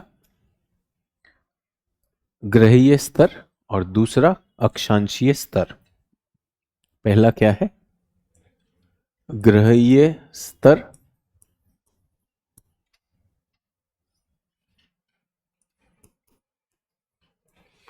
प्लैनेटरी हीट बजट, और दूसरा क्या है? अक्षांशीय स्तर, जिसको लैटीट्यूडनल हीट एक्सचेंज कहते हैं। ठीक है।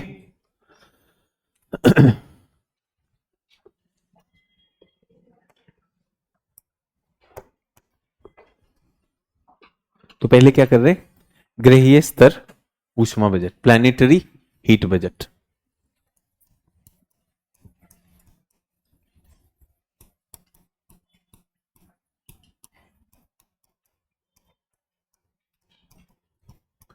इसमें बनाएंगे पृथ्वी,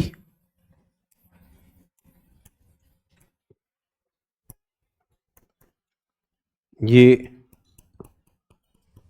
वायुमंडल की बाहरी सीमा है, ये वायुमंडलीय सीमा।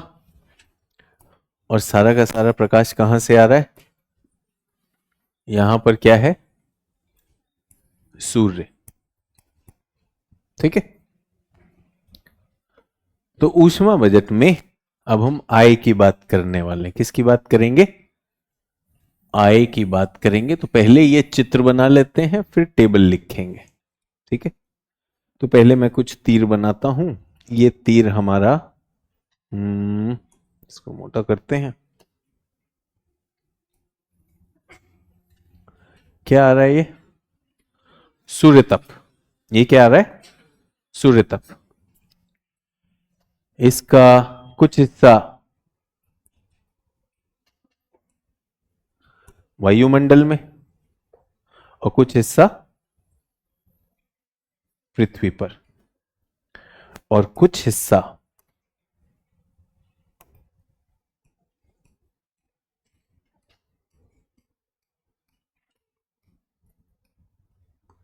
वापस वाला क्या होता है, वापस वाला क्या कहलाता है, एल्बिडो कहलाता है।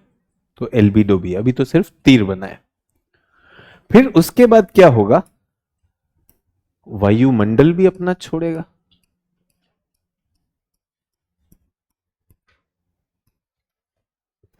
और पृथ्वी ने जो ग्रहण किया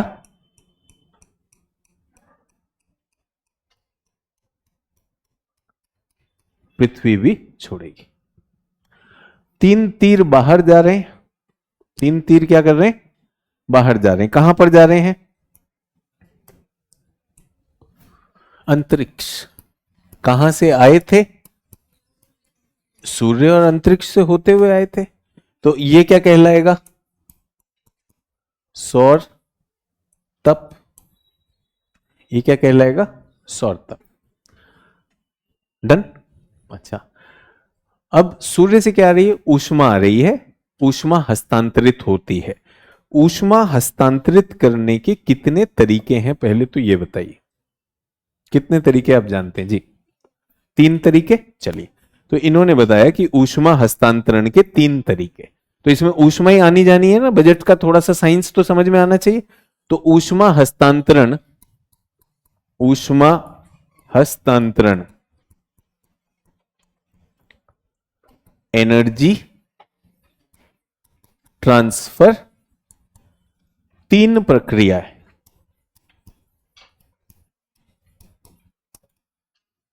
एक, दो, तीन। जी, क्या नाम है इनके, बताइए। चालन, संवहन और विकिरण। रेडिएशन, इसको रेडिएशन कहते हैं, अंग्रेजी में कहते हैं रेडिएशन और हिंदी में विकिरण।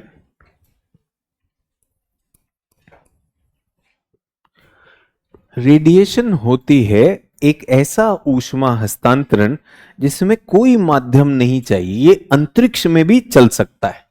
तो सूर्य से जो हमारे पास ऊष्मा आती है वो कैसे आती है, सौर विकिरण। सूर्य तप क्या है, सौर विकिरण, सोलर रेडिएशन।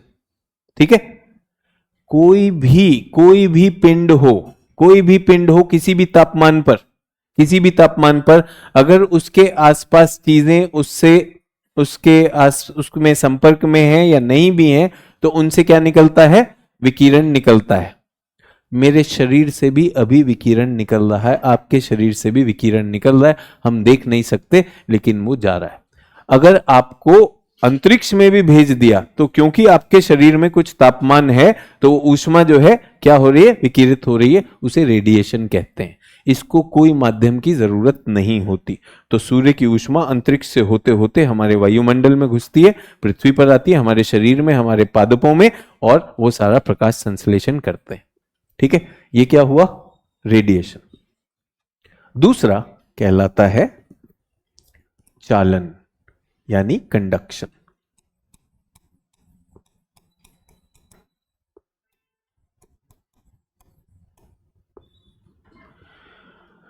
चालन का मतलब होता है जब दो पिंड आपस में संपर्क में आएंगे तो ऊष्मा का हस्तांतरण होगा। चालन के लिए क्या चाहिए, संपर्क चाहिए, संपर्क चाहिए। तो मुझे एक बात बताइए कि गर्मी में हमें पसीना आता है कि नहीं आता है? क्यों आता है? क्योंकि मेरे शरीर को गर्म हवा आकर संपर्क में आ रही है, उससे क्या हो रहा है, मेरे शरीर में गर्माहट बढ़ रही है। तो मेरी जो बायोलॉजी है वो क्या करती है, मेरे शरीर में जो एक्स्ट्रा ऊष्मा चालन से आ रही है उसको रिलीज करने के लिए क्या कर देती है, पसीना आता है। और पसीना जब वाष्पित होगा तो उससे क्या होगा, मेरा शरीर ठंडा हो जाएगा। ठीक है, अगर आपने कभी किसी गर्म वस्तु को छुआ और आपका हाथ जला तो आपके शरीर में ऊष्मा आई थी, किससे आई थी, चालन से आई थी। चालन मतलब संपर्क से ऊष्मा का ट्रांसफर। और बिना संपर्क वाला कौन सा होता है, रेडिएशन। रेडिएशन दूर से ही, वहां से, मतलब ये भी तो इलेक्ट्रोमैग्नेटिक रेडिएशन है, जो आपके प्रकाश आ रहा है ये भी ईएम रेडिएशन है। तो ये सारा हो गया। अब एक तीसरा प्रकार है जहां आप संपर्क में तो नहीं हो लेकिन फिर भी ऊष्मा आप तक आ रही है, इसको क्या कहते हैं, कन्वेक्शन यानी संवहन। ठीक है, तो इसमें क्या होता है, इसमें यह होता है कि ये दीवार, मान लीजिए बोर्ड जो है मेरे पीछे का, मान लीजिए ये एकदम लोहे के, लाल गर्म लोहे की, धातु की दीवार है। तो क्या इसकी ऊष्मा इन तक पहुंचेगी, पहली रो वालों तक पहुंचेगी कि नहीं पहुंचेगी? क्या ये संपर्क में है? नहीं है। ईएम रेडिएशन तो आ ही रही है लेकिन उसके अलावा भी आ रही। क्यों आ रही है? क्योंकि इनके बीच में जो हवा है वो हवा, गर्म हवा इन तक पहुंच रही है। उसे क्या कहते हैं, संवहन। ठीक है, संवहन जनरली वर्टिकल होता है, ऊर्ध्वाधर होता है, और जो हॉरिजॉन्टल होता है उसे अभिवहन कहते हैं, तो उसे एडवेक्शन कहते हैं, बट उसकी अभी हम बात नहीं करते। ठीक है, हिमांशु नवांगे कह रहे हैं धातु में भी ये होता है ना। देखिए मैंने कहा कोई भी पिंड, अगर आपने देखा होगा कई जगह, केरल में एक मसाज होती है, केरल में एक मसाज होती है जिसमें एक गमछे में पत्थर बांध लिए जाते हैं। ठीक है, कंकड़ होते हैं, और वो कंकड़ होते हैं गरम, खौलते हुए गरम, और फिर आपकी पीठ पर लगाए जाते हैं। चीखते हो, चिल्लाते हो, सुनते हैं, इलाज हो जाता है। अब मुझे नहीं पता, मैंने करवाया नहीं, मैंने देखा था बहुत गर्म है, मुझे नहीं करवाना। तो ये कहने से धातु में भी तो होता है, संपर्क में आएगा तो फिर चाहे धातु हो चाहे पत्थर हो, जो गर्म हो वो गर्म लगेगा। आपने होलिका दहन देखा, लोहड़ी देखी है, लकड़ी तो धातु नहीं है। ठीक है, अगर अंगार वाली लकड़ी है उसे छू लिया कि धातु ही गर्म होते हैं तो उस दिन पता चल जाएगा ना धातु के अलावा भी चीजें गर्म होती हैं। तो ये नहीं फंसना है कि धातु में है क्या है। सर कृपया संवहन एक बार दोबारा समझा दीजिए। अरे ये सब आपके जीवन में होता है, रोज होता है। एक तो सब कुछ ना साइंस बना देते हैं, ये है, ये होता है आपके घर में। नीचे ऐसे देखा आपने, इलेक्ट्रिक वाला जो होता है हीटर में वो रॉड उसकी लाल हो जाती है कि नहीं, लाल गरम, तो वो क्या है, रेडिएशन। फिर जब हम अपना ये भगोना इस पर रखेंगे, संपर्क में आने में क्या होगा, पानी गर्म हो जाएगा कि नहीं हो जाएगा? नीचे का ज्यादा होगा, ऊपर का कम होगा। तो ज्यादा गर्म जो है वो हल्का ऊपर आ गया, और ऊपर का भारी क्या हो गया, नीचे आ गया। ऐसे ही कुछ मैंने आपको मेंटल में भी बताया था। तो मेंटल में क्या है, तो संवहन में एक विशेष बात यह है कि रेडिएशन में तो कोई संपर्क नहीं चाहिए, कोई माध्यम नहीं चाहिए, चालन में क्या चाहिए, संपर्क चाहिए। और इसमें क्या होता है, माध्यम ही चलने लगा। कौन चलने लगा, पानी माध्यम था ना, पानी को ही गर्म करना था, पानी ही चलने लगा। अगर आप संवहन देखना चाहते हैं, अगली बार चाय की पत्ती जब उबलने लगेगी देखिएगा, चाय की पत्ती उछल के ऊपर जाएगी और फिर नीचे आएगी, उछलेगी ऊपर नीचे। तो ऊपर क्यों जा रही है, क्योंकि पानी जो गर्म है वो ऊपर जा रहा है, संवहन कर रहा है, और वो गर्माहट भी ऊपर तक ले गया, तो इसे संवहन कहते हैं। ठीक है, तो कंडक्शन, कन्वेक्शन, रेडिएशन समझ में आ गया। अब तो कोई डाउट नहीं है। सर ठंडी में अलाव जलाते हैं, उसमें भी जो मर्जी जला लो यार, जिस मर्जी को जला लो, depends on your economic situation. Delhi में बहुत सारे बेघर लोग हैं, और जब सर्दी का तापमान जो है, जब 0 डिग्री, 1 डिग्री, 2 डिग्री होता है, वो बेचारे गत्तों में अपने शरीर को लपेट के पाए जाते हैं, उनको लोग कंबल बांट रहे होते हैं, उनको जो मिल जाता है जला देते हैं। अगर जिंदा रहना रात को कहीं पे टायर मिल गया, कागज मिल गया, प्लास्टिक मिल गया, अगले दिन हम जाकर उनको ज्ञान दे दें, अलग बात है, अरे प्रदूषण होता है प्लास्टिक से, मैं जिंदा हूं, थोड़ा प्रदूषण ले लूंगा। ठीक है, उनका ये मानना है। ठीक है सर, तो बहुत अच्छे से समझ आ गया। तो ये आपके हो गए कंडक्शन। ये मैं क्यों बता रहा हूं, ये भी हो जाता है ना, ये क्यों बता रहे हैं, भूलना नहीं है क्यों बता रहा हूं, क्योंकि ये सारी चीज यहां पर होने वाली, ये तीनों प्रक्रियाएं यहां पर आने वाली हैं, इसलिए आपको बता दिया। रेडिएशन, सूर्य से क्या आने वाला है, रेडिएशन आने वाला, फिर हमारे वायुमंडल में घुस जाएगी वो रेडिएशन, तो वो क्या करेंगे, वायुमंडल के संपर्क में आने वाली है, तो क्या होगा, चालन हो जाएगा। कहीं पे चालन होगा, कहीं पे संवहन होगा। इस प्रक्रिया में क्या होगा, ऊर्जा का हस्तांतरण होगा। ठीक है, अब इसका गणित देख लेते, चित्र तो हमने देख लिया। तो हम ये मान के चलते हैं कि सौर तप कितना आ रहा है, 100 इकाई आया, तो ये हमारी आय है। कुल आय कितनी है, 100 इकाई, तो वहां पर लिख लेंगे, वहां पर लिख लेंगे कि कुल आय कितनी, 100। ठीक है, प्रतिशत प्रतिशत नहीं, 100 इकाई आ रही, 100 इकाई आई। अब 100 इकाई आई तो 35 इसमें से चली गई, कौन से वर्ग में आती है, एल्बिडो।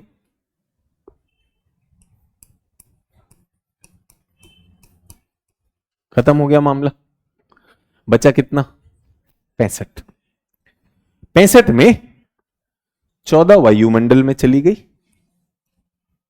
और 51 पृथ्वी तक आई। सर आपको कैसे पता, मुझे कुछ नहीं पता, मुझे मौसम वैज्ञानिकों ने बताया। ठीक है, उन्होंने गणना की कि अगर कुल 100 इकाई आती हैं, 35 लौट जाती हैं, 65 बचती है, 65 का बंटवारा कैसे होता है।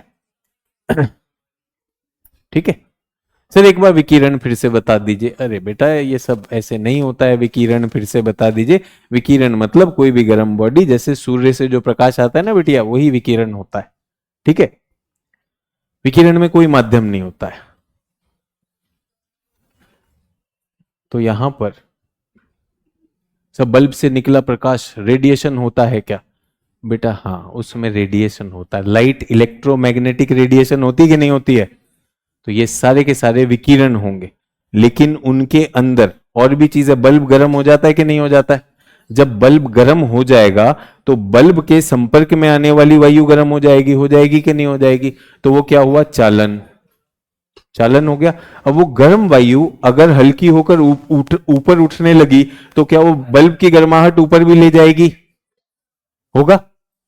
सर बल्ब से भी निकला प्रकाश रेडिएशन, तो रेडिएशन भी होगा, चालन भी होगा और संवहन भी होगा। सोचिएगा इसको, सोचते नहीं है। बहुत सारे दिल जले आशिक सड़कों पे घूमते हैं, जिनको पुलिस को पकड़ के अंदर कर देना चाहिए। वो लड़कियों के साथ छेड़खानी करते हैं। ठीक है, लड़कियां उनसे कोई इन्वॉल्वमेंट नहीं दिखाती, लेकिन लड़का क्या कर रहा है, लड़का अभद्र इशारे कर रहा है दूर से ही। रेडिएशन, ठीक है, रेडिएशन। लड़की रोज इशारे देखती है, तो लड़की जो है लड़के की तरफ जा रही है। लड़के ने मुस्कुराना शुरू किया, माध्यम खुद चल के आ रहा है, संवहन। ठीक है, उस मुस्कुराते हुए लड़के के गाल पे तेज झापड़ पड़ता है,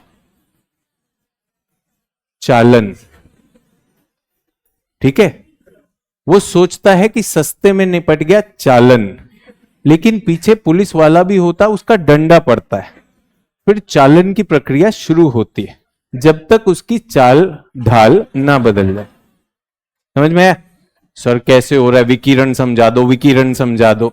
अरे भाई प्रकाश आ रहा है यार, सूर्य इलेक्ट्रोमैग्नेटिक वेव आ रही है, सूर्य आपके सामने यार, वो जो आ रहा है उसको विकिरण कहते हैं यार। न्यूक्लियर फिजिक्स कर रहा होता है हर चीज में यार। सिंपल चीज बता दो तो समझ में नहीं आते, खतरनाक चीज सर एनसीईआरटी ये बता रही है, वो मास्टर जो बता रहा है वो मानते नहीं हो, एनसीईआरटी की बात कर रहे हो। समझ में आया?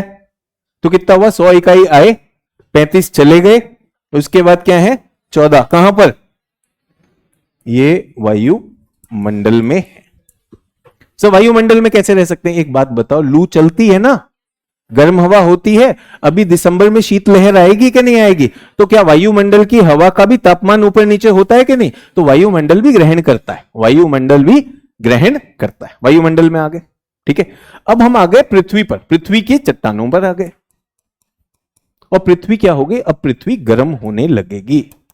अब मुझे बताइए कि वायुमंडल को, वैसे हमने कहा कि वायुमंडल ऊपर से नहीं लेता है, लेकिन जैसे अभी मैंने आपको बताया कि ऊपर जब आते हैं तो आयन मंडल, तो वो भी तो कुछ ऊष्मा लगी होगी ना, सूर्य की जो ऊष्मा आ रही है बाकी चीजों में भी लगती है, तो थोड़ी सी वो अपने पास रखता है।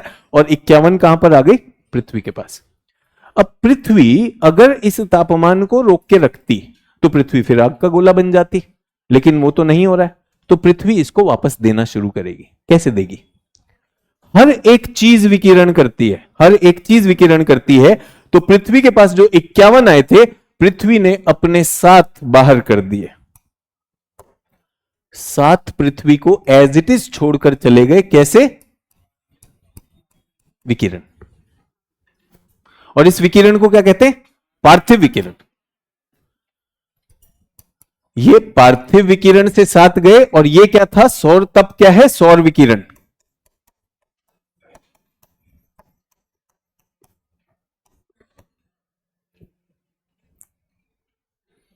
ठीक है, से तो गड़बड़ है, इसने सिर्फ 7 ही भेजा, इसके पास तो बहुत सारा बचा हुआ। कितना बचा हुआ है,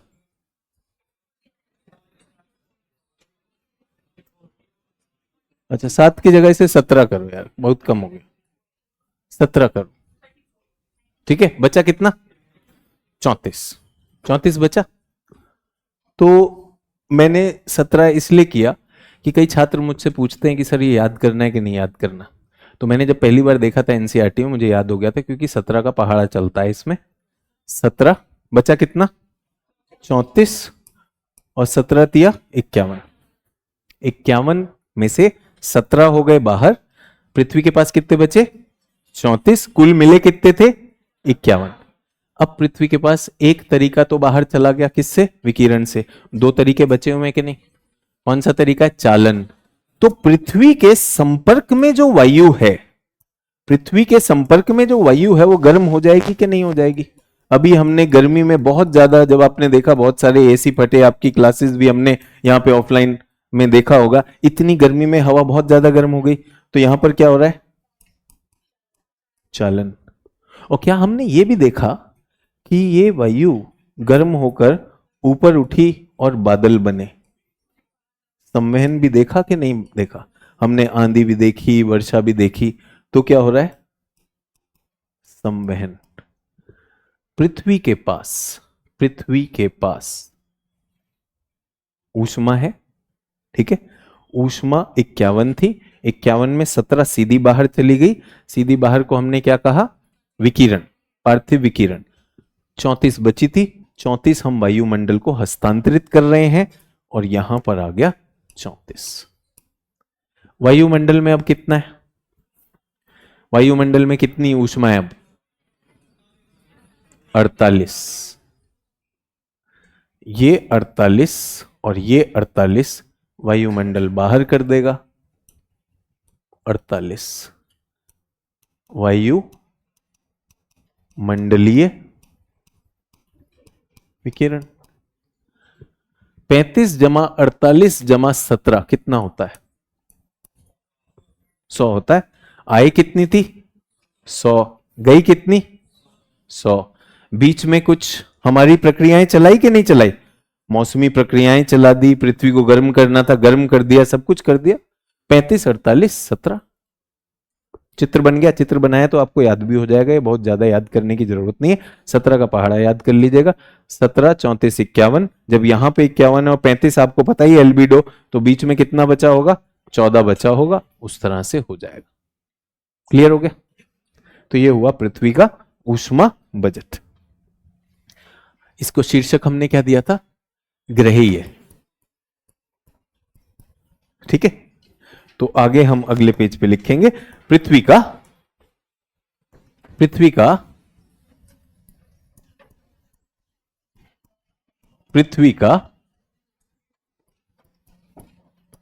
ग्रहीय ऊष्मा बजट पूर्ण संतुलन में है।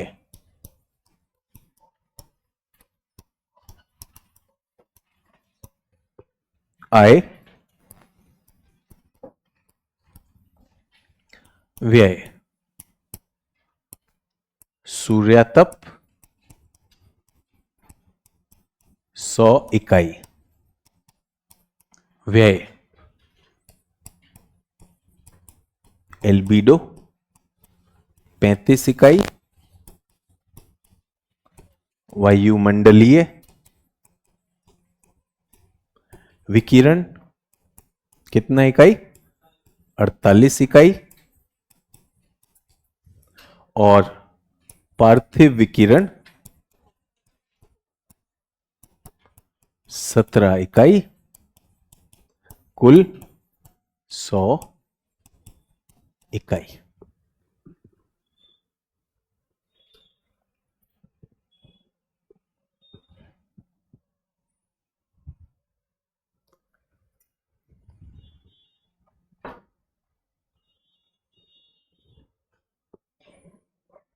डन।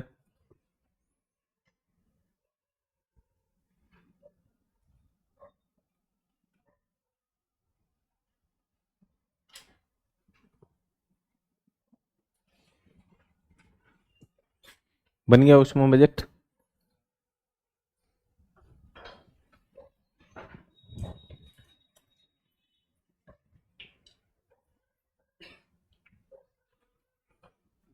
अब इसका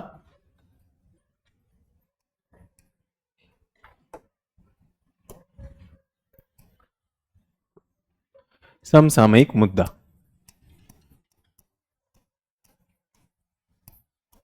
मुद्दा क्या है? ऊष्मा बजट के संतुलन में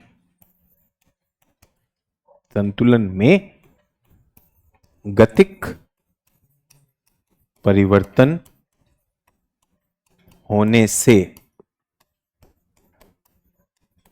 वैश्विक तापन हो रहा है। तो जब आप लिखेंगे कि हीट बजट क्या होता है, वो तो आप बता देंगे कि ये संतुलन हो गया, लेकिन आप बोलेंगे इस संतुलन में कुछ गड़बड़ आ रही है, और वो क्यों है वो मैं आपको समझाने वाला हूं। ठीक है,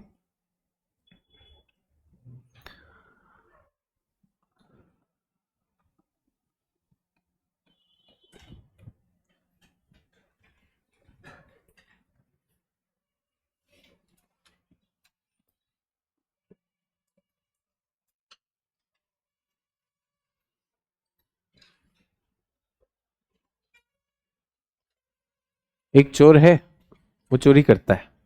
ठीक है, पुलिस उसके पीछे भागती है। उसने एक घर देख रखा है, वो जाता है, दौड़ते दौड़ते चोरी का सामान उस घर में फेंक के आगे भाग जाता है। पुलिस उसका पीछा करती रहती है, लेकिन वो बच के भाग जाता है। जब पुलिस क्लियर हुई, रात को जाकर वो सामान उस घर से उठाता है, निकल लेता है। ये उसकी चोरी कई सालों से चली आ रही है, वो ऐसा ही करता है।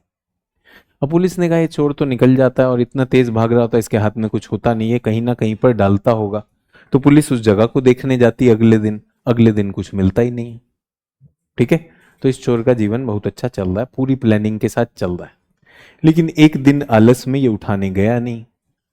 अगले दिन सुबह सुबह पुलिस ने कहा कहीं तो छोड़ा होगा, मिल गया।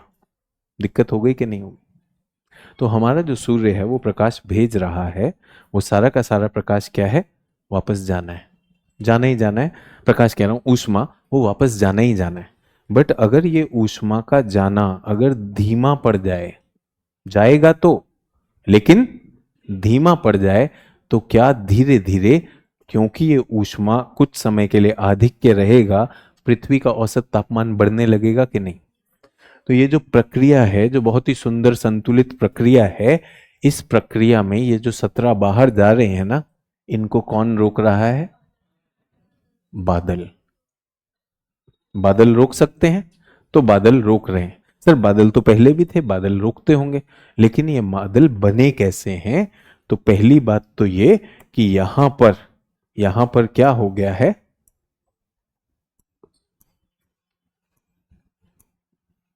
यहां पर बहुत सारा कार्बन डाइऑक्साइड हो गया। क्या हो गया? ये कार्बन डाइऑक्साइड। ये क्या है? हरित गृह गैसें हैं कि नहीं? तो ये क्या है? Green house gases. तो इन्होंने क्या किया? ऊष्मा को जाने से रोका। जाने देंगे लेकिन धीरे कर दिया। उस वजह से क्या हुआ? वायुमंडल में ऊष्मा रुक गई। वायुमंडल में ऊष्मा रुकेगी तो समुद्रों का पानी और वाष्पित होगा कि नहीं होगा? अगर ये और वाष्पित होगा तो क्या हमारे बादल ज्यादा बनेंगे कि नहीं? सामान्य से ज्यादा बादल बनेंगे। और क्या आप जानते हैं कि बादल भी रोकते हैं? तो अब हुआ क्या है? इसे अंग्रेजी में कहा जाता है that the transparency of the atmosphere, वायुमंडल की पारदर्शिता कम हो रही है। किस वजह से? हरित गृह गैसों के बढ़ जाने की वजह से। तो प्रक्रिया, बजट तो अभी भी चल रहा है, लेकिन बजट की जो प्रक्रिया है वो क्या हो गई? धीमी पड़ गई है। तो जो ऊष्मा शाम तक निकलनी चाहिए थी, वैसे ये कहना मेरा एकदम गलत है कि ऊष्मा शाम तक निकलनी चाहिए थी। ये प्रक्रिया दिहाड़ी पे काम नहीं करती है। ऊष्मा आती है और धीरे धीरे निकल जाती है। बट अगर ये नहीं निकली तो आपने क्या, सभी लोगों ने इस गर्मी के मौसम में महसूस किया कि नहीं? शाम को 8, 9, 10 बजे तक भी सड़कें बहुत ज्यादा गर्म रहती हैं। बल्कि सुबह भी उठो तो पिछले दिन की गर्मी कहीं गई नहीं। जबकि रात को क्या होना चाहिए? रात को पृथ्वी की जो पार्थिव विकिरण है वो बढ़ जाएगा, और सूर्य का जो सौर विकिरण है वो तो आ नहीं रहा। तो रात में तो हमें नेगेटिव होना चाहिए कि नहीं होना चाहिए? रात में वो भी नहीं हो रहा। तो इस वजह से ये दिक्कत होती है। ठीक है, चलिए। तो ये आपका मैंने पहली बात बताई। क्या बात बताई? कि इसमें ये धीमा हो रहा है, और इसका कारण क्या है? Green house gases. तो संतुलन बंद नहीं हुआ है, लेकिन संतुलन क्या हो गया? मंद हो गया है। इससे समस्याएं पैदा हो रही।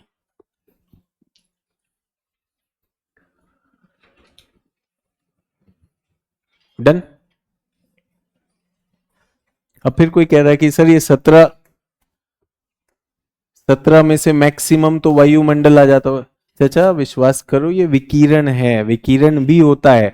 मैंने कहा एक बल्ब जल रहा है, तो क्या बल्ब का प्रकाश मेरे तक आ रहा है कि नहीं आ रहा है? बल्ब की गर्मी भले ही ना आ रही हो, प्रकाश तो आ रहा है, उसे विकिरण कहेंगे। लेकिन बल्ब के आसपास की हवा गर्म हो रही है कि नहीं हो रही है? तो ये कंफ्यूज नहीं होना है कि ये वाला भी तो यहां पे रुक रहा होगा। ये कुल ऐसा है जो बिना रुके निकल गया। बिना रुके भी तो निकलेगा, जब विकिरण आता भी है और जाता भी है। तो कितना? 51 का 51 नहीं निकला, कुछ भेद कर निकल गया, बट कम निकला, तो वो 17 निकला। और जो रुक गया वो कितना था? 34, और 34 उसमें चला गया। ठीक है सर। ओजोन क्या करता है? ओजोन क्या करता है, क्या मैं आपको बता चुका हूं? ओजोन का जो परत है उसमें लिखा है O2 प्लस O से क्या बनता है? ओजोन बनता है। वो क्या करेगा? वो पैरा बैंगनी किरणों को रोकेगा। उसका इससे क्या लेना देना? बट लगे हाथ सब पूछ डालो सर। थोड़ा सर एआई भी बता दो सर। सर वो कई दिनों से जोड़ों में दर्द हो रहा है दादी का, सर उसका भी बता देते सर। शिकरे जोड़ों के दर्द ही पूछ रहा। कुछ ऐसे रोग हैं जिनका पूछना ठीक भी नहीं लगता है क्लास में। हाँ जी, ठीक है, डन। तो जो बता रहे हैं यार उसको तो थोड़ी तो सोच का परिचय दो। अब हम आते हैं किस पे, ये इंपॉर्टेंट है जो अगला बता रहा हूं, क्योंकि वो वाला तो आसान था। अक्षांशीय ऊष्मा बजट, ठीक है।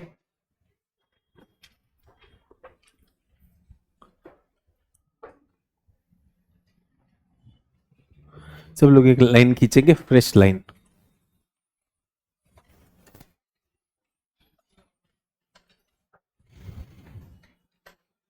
खींच लिया?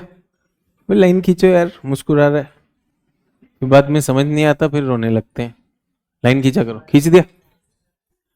ये लाइन में ये 0 डिग्री, ये 90 डिग्री नॉर्थ, और ये 90 डिग्री साउथ, ठीक है। सूर्य का प्रकाश कहां पे ज्यादा आता है? 0 डिग्री पे ज्यादा आता है कि नहीं आता है? पक्का? ठीक है। तो कौन सी चीज ज्यादा गर्म होगी? विषुवत रेखा ज्यादा गर्म होगी। तापमान किसका ज्यादा होगा? विषुवत का। ऊष्मा किसके पास? विषुवत के पास। ध्रुवों के पास कम होगी, ठीक है। मेरे पास एक पिंड है 100 डिग्री सेल्सियस पर, एक पिंड है 50 डिग्री सेल्सियस पर, ठीक है।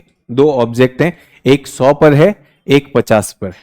तो जिन्होंने विज्ञान पढ़ा है जल्दी से बताइए, दोनों से विकिरण होगा कि नहीं होगा? 100 वाला भी होगा और 50 वाला, दोनों के दोनों विकिरण करेंगे, दोनों से ऊष्मा का ह्रास होगा। किससे तेज होगा? 100 वाली से। ये नियम है, नियम है, जो लोग नहीं जानते। Hotter the body faster it loses it's heat. जो पिंड जितना ज्यादा गर्म होगा, वो पिंड उतनी ही ज्यादा तेजी से ठंडा होगा, ठीक है। पहला चीज। दूसरी चीज, कोई भी तापमान होने दो, कोई भी तापमान होने दो, आपका रेडिएशन तो होगा ही होगा। रेडिएशन होगा, हर पिंड अपनी ऊष्मा लूज करता है। तो पहला नियम क्या बताया कि कहां पर ज्यादा ऊष्मा होगी? विषुवत रेखा के क्षेत्र में ज्यादा ऊष्मा होगी। दूसरी चीज, जो चीज जितनी ज्यादा गर्म होगी उतनी तेजी से ठंडी होगी, तो उसका विकिरण, उसका लॉस भी तेजी से होगा। और तीसरी चीज, हर तापमान पर विकिरण होता है। आप कुछ भी होने दो, इवन बर्फ से भी विकिरण आएगा, कम आएगा लेकिन आएगा। क्लियर? चलिए, तो अब ये बनाया डब्बा आपने? डब्बा नहीं बनाया सर हमने, तो लाइन बनाई, इसको डब्बा बना देते हैं। डब्बा बना रहे। अब ये क्या है बच्चों? ये यहां पर ऊष्मा है। क्या है? ऊष्मा। तो एक ग्राफ बना रहा हूं, जो ये ग्राफ बना गए बहुत अच्छे से समझ आ जाएगा, इसलिए दिमाग खोल के रखिएगा। Sir hotter the body the faster it will lose energy, Himanshu Navange. बिल्कुल सही कह रहे हो हिमांशु जी, ठीक है। जो जितना गर्म वो उतना तेजी से ऊष्मा। अब ज्यादा ऊष्मा किसके पास? विषुवत रेखा पर ज्यादा ऊष्मा, ध्रुवों पर कम ऊष्मा। तो अगर मुझे ऊष्मा का ग्राफ बनाना हो तो वो ऐसा बनेगा कि नहीं? बनेगा या नहीं बनेगा? बनेगा। किसके पास ऊष्मा ज्यादा है? विषुवत के पास। तो विषुवत के पास ऊष्मा ज्यादा है, तो हमने ये बना दिया। सर ये किरचॉफ रूल है। अरे भैया जितना जान रहे उतना बहुत है कि नहीं? तुमने चचा का नाम भी बता दिया कि ये वालों ने बताया था। अरे किसी ने भी बताया, तुमको समझ आया कि नहीं आया? समझ भी नहीं आया तो रट लेना, ठीक है। डन। अच्छा, अब इनके पास ऊष्मा तो आ गई, क्या ये ऊष्मा लूज भी करेंगे कि नहीं? सोच के बताइएगा। विषुवत रेखा पर भी ऊष्मा आई है, ध्रुवों पर भी ऊष्मा आई है, सब कोई ऊष्मा लूज करेगा कि नहीं? कौन ज्यादा तेजी से करेगा? विषुवत रेखा ज्यादा तेजी से करेगा, ठीक है। तो किसके पास लॉस होगा? विषुवत पे, और ध्रुव वाले कम करें, ठीक है। तो क्या मैं कह सकता हूं, ये इसको मैं कह सकता हूं विकिरण कर्व, सौर विकिरण की रेखा है, चलेगा? सौर विकिरण की रेखा कहां पे ज्यादा आ रही है? विषुवत रेखा। अब हम करने वाले पार्थिव विकिरण की रेखा बनाने वाले। कौन सी? पार्थिव मतलब पृथ्वी छोड़ेगी। पृथ्वी सब जगह से समान नहीं छोड़ेगी। कहां से ज्यादा छोड़ेगी? क्योंकि विषुवत के पास ज्यादा है। तो ये कर्व बनता है, ये पार्थिव विकिरण का कर्व बनेगा।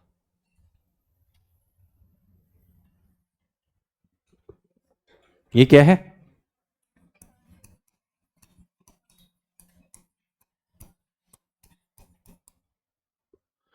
सर ऐसा कैसे हो गया कि ये ध्रुवों पर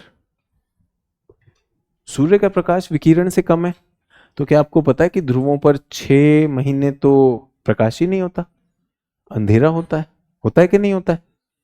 तो अंधेरा होता है तो वहां पे तो प्रकाश ही नहीं आएगा, तो उनका कर्व ऐसा है। लेकिन अंधेरे में भी विकिरण तो छोड़ेगा कि नहीं छोड़ेगा? तो उसका तो नेट नेगेटिव हो जाएगा कि नहीं हो जाएगा? समझ में आया? तो क्या मैं कह सकता हूं,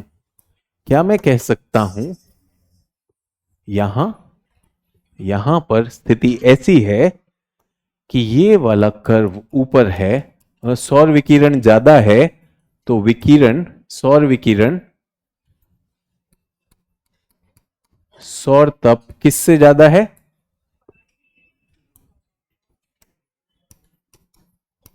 पार्थिव विकिरण से ज्यादा है।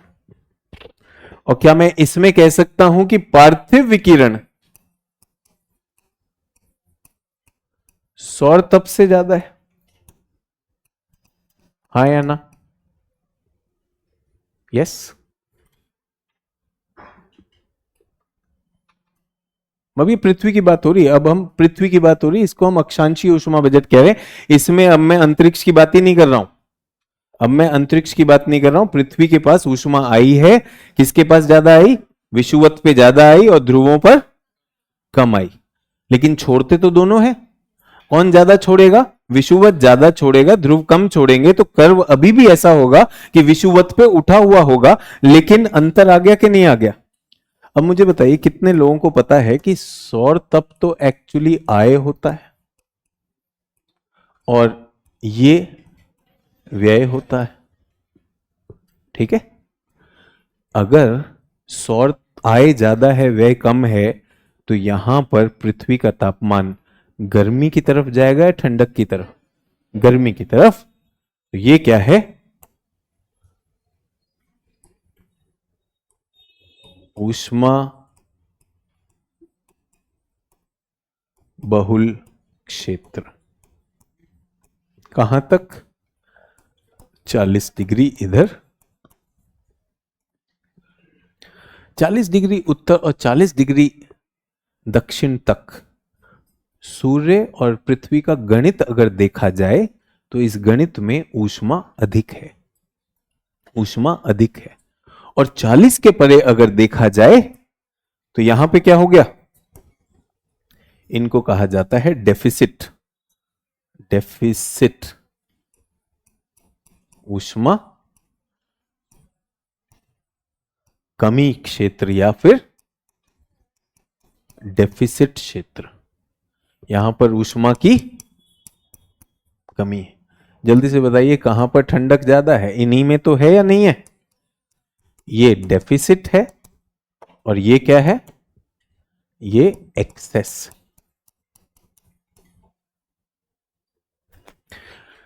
अब एनसीईआरटी जब ये बनाती है ना ग्राफ, वो इसका एक छोटा सा टुकड़ा बना देती है जिसको कभी कोई समझ नहीं सकता। एनसीईआरटी ने सोचो ये ग्राफ कैसा बनाया है, एनसीईआरटी ने ये ग्राफ ऐसा बनाया, बस इतना सा बना दिया। इधर एक्सेस कह देता है, इधर डेफिसिट कह देता है, कहता है समझ सको तो समझो। समझ ही नहीं आता क्या बना रहा है। समझ में आ गया सभी लोगों को? तो अभी हमने कहा पूरी की पूरी पृथ्वी पर तो बजट संतुलित है, पर अक्षांशीय दृष्टि से क्या हमारे पास एक गर्म पेटी और एक छोटी पेटी हो गया कि नहीं? गर्म पेटी और ठंडी पेटी हो गया कि नहीं हो गया?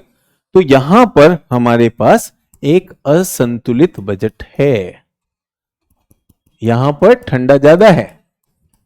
इसीलिए आप देखते हैं ध्रुवों पर बर्फ जमी रहेगी। ध्रुवों पर बजट नेगेटिव होने के कारण चाहे गर्मी भी आ जाए, अंटार्कटिका की बर्फ तो नहीं पिघलती ना, अंटार्कटिका नहीं पिघलती। और इस क्षेत्र में अगर सर्दी भी आ जाए तो यहां बर्फ नहीं जमती। अगर सर्दी भी आ जाए, दिल्ली, पटना, जयपुर में, पंजाब की तरफ भी चले जाओ, तो क्या पूरा का पूरा बर्फ की चादर से ढक जाएगा? नहीं ढकेगा, क्योंकि कौन सा क्षेत्र है? ऊष्मा बहुल क्षेत्र है। लेकिन यहां पर शीतलहर आएगी और आपका बिल्कुल बर्फ जम जाएगी। ठीक है, तो अब इसे लिख लेंगे। ये ग्राफ इसलिए बनवाया था आपसे कि ग्राफ बनाना भी आना चाहिए, समझ भी आएगी। ठीक है, जब पृथ्वी के अक्षांशीय ऊष्मा बजट जब पृथ्वी के अक्षांशीय ऊष्मा बजट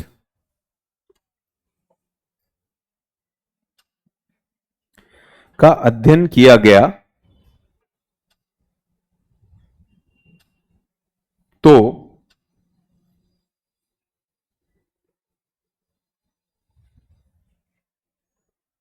मौसम वैज्ञानिकों ने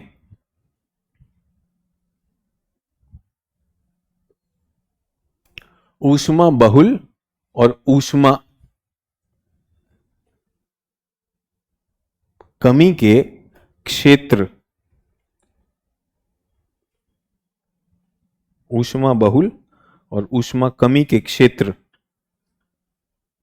निर्धारित किए।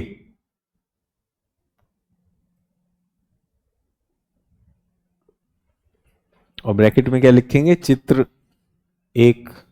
इसका नाम क्या रख देंगे? चित्र एक, या ग्राफ कर सकते हैं आप, ग्राफ 1। ये दिखा देगा। ठीक है, उत्तर में भी ए लिखना है। ठीक है, 40 डिग्री उत्तर से 40 डिग्री दक्षिण अक्षांश, 40 डिग्री उत्तर व दक्षिण अक्षांश के बीच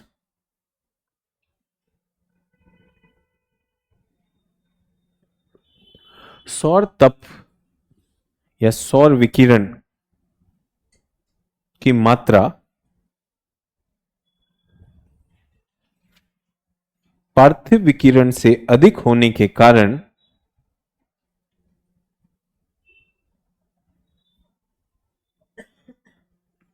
एक उच्च ताप वाली अक्षांशीय पेटी बनती है।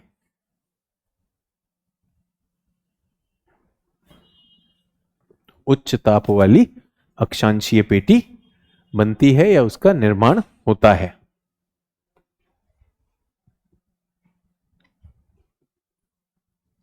इस क्षेत्र में सूर्य की लंबवत किरणें या सूर्य की किरणें लंबवत, इस क्षेत्र में सूर्य की किरणें लंबवत पड़ने के कारण ये क्षेत्र ऊष्मा बहुल क्षेत्र हो जाता है। यहां किरणें लंबवत पड़ रही हैं, आय ज्यादा हो रही है, वे कम हो रहा है, तो ये क्या हो जाएगा? ऊष्मा बहुल क्षेत्र हो जाता है। ठीक है, किंतु किंतु 40 डिग्री अक्षांश से ध्रुवों की ओर जाने पर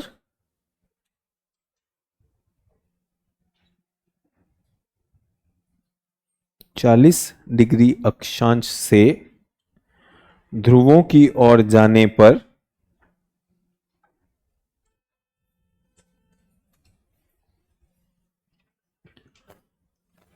सौर विकिरण का आपतन कोण कम होता जाता है। सौर विकिरण का आपतन कोण कम होता जाता है और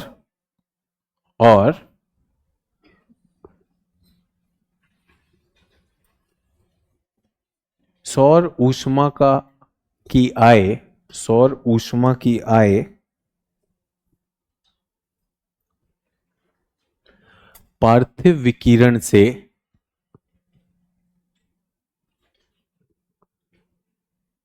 हुए व्यय से कम हो जाती है।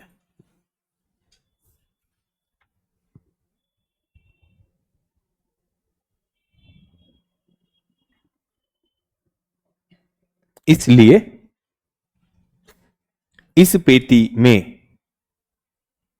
इसलिए इस पेटी में तापमान गिरते हैं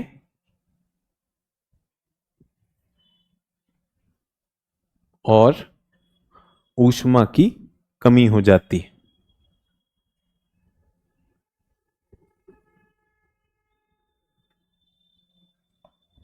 डन। तो एक ऊष्मा बहुल हो गए और ऊष्मा कम क्षेत्र हो गए। अब कोई सानिया नाम की छात्रा है, वो पूछ रही इसमें कोई टाइम लिमिट है या नहीं। मुझे नहीं पता किस संदर्भ में आप पूछ रहे हैं।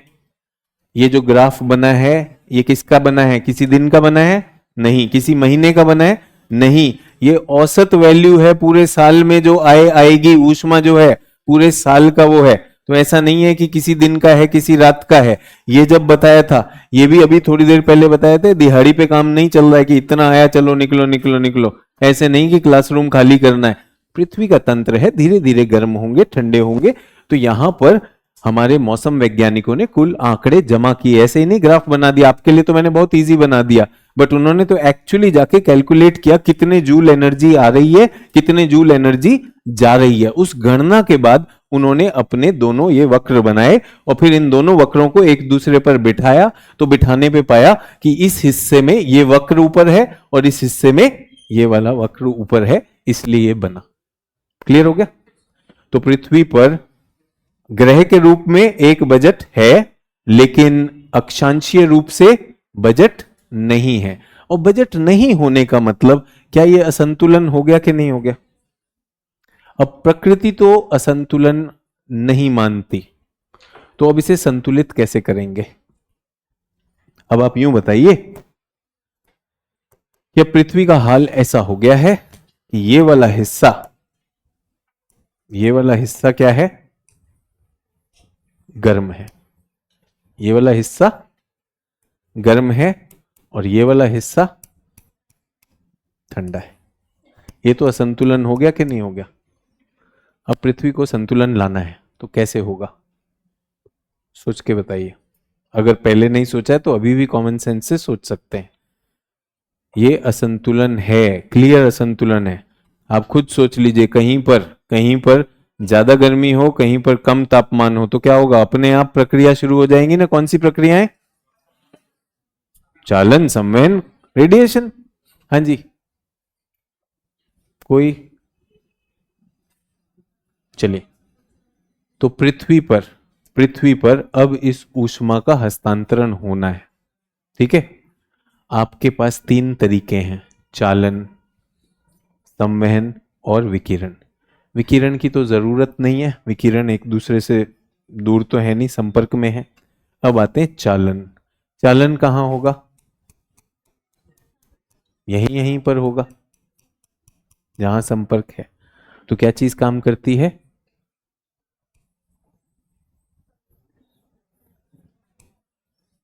संवहन।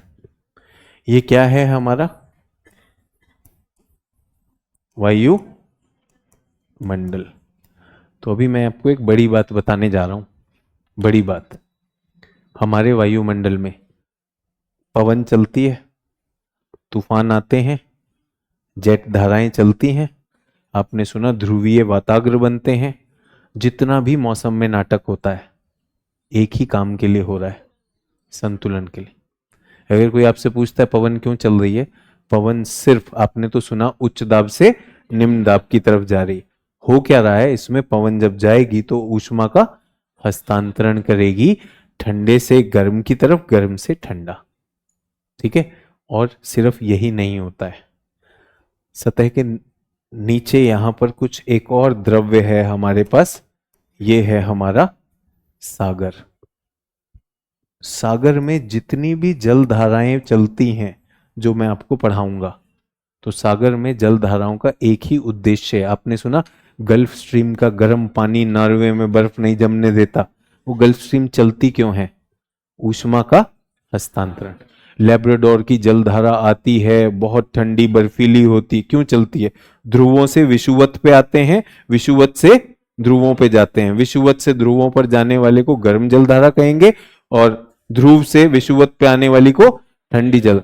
केवल सतह पर ही नहीं चलते हैं, नीचे भी चलते हैं।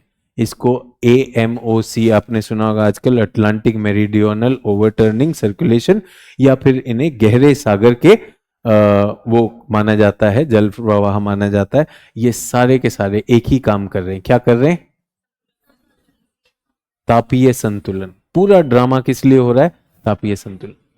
तो आपके शरीर में सोचिए कोई रोगाणु घुस जाए तो आपका शरीर क्या करेगा? अब इन्फेक्शन हो गया तो शरीर उससे लड़ने लगेगा। जब लड़ेगा तो आपके शरीर का तापमान बढ़ेगा, जिससे आपको बुखार होगा।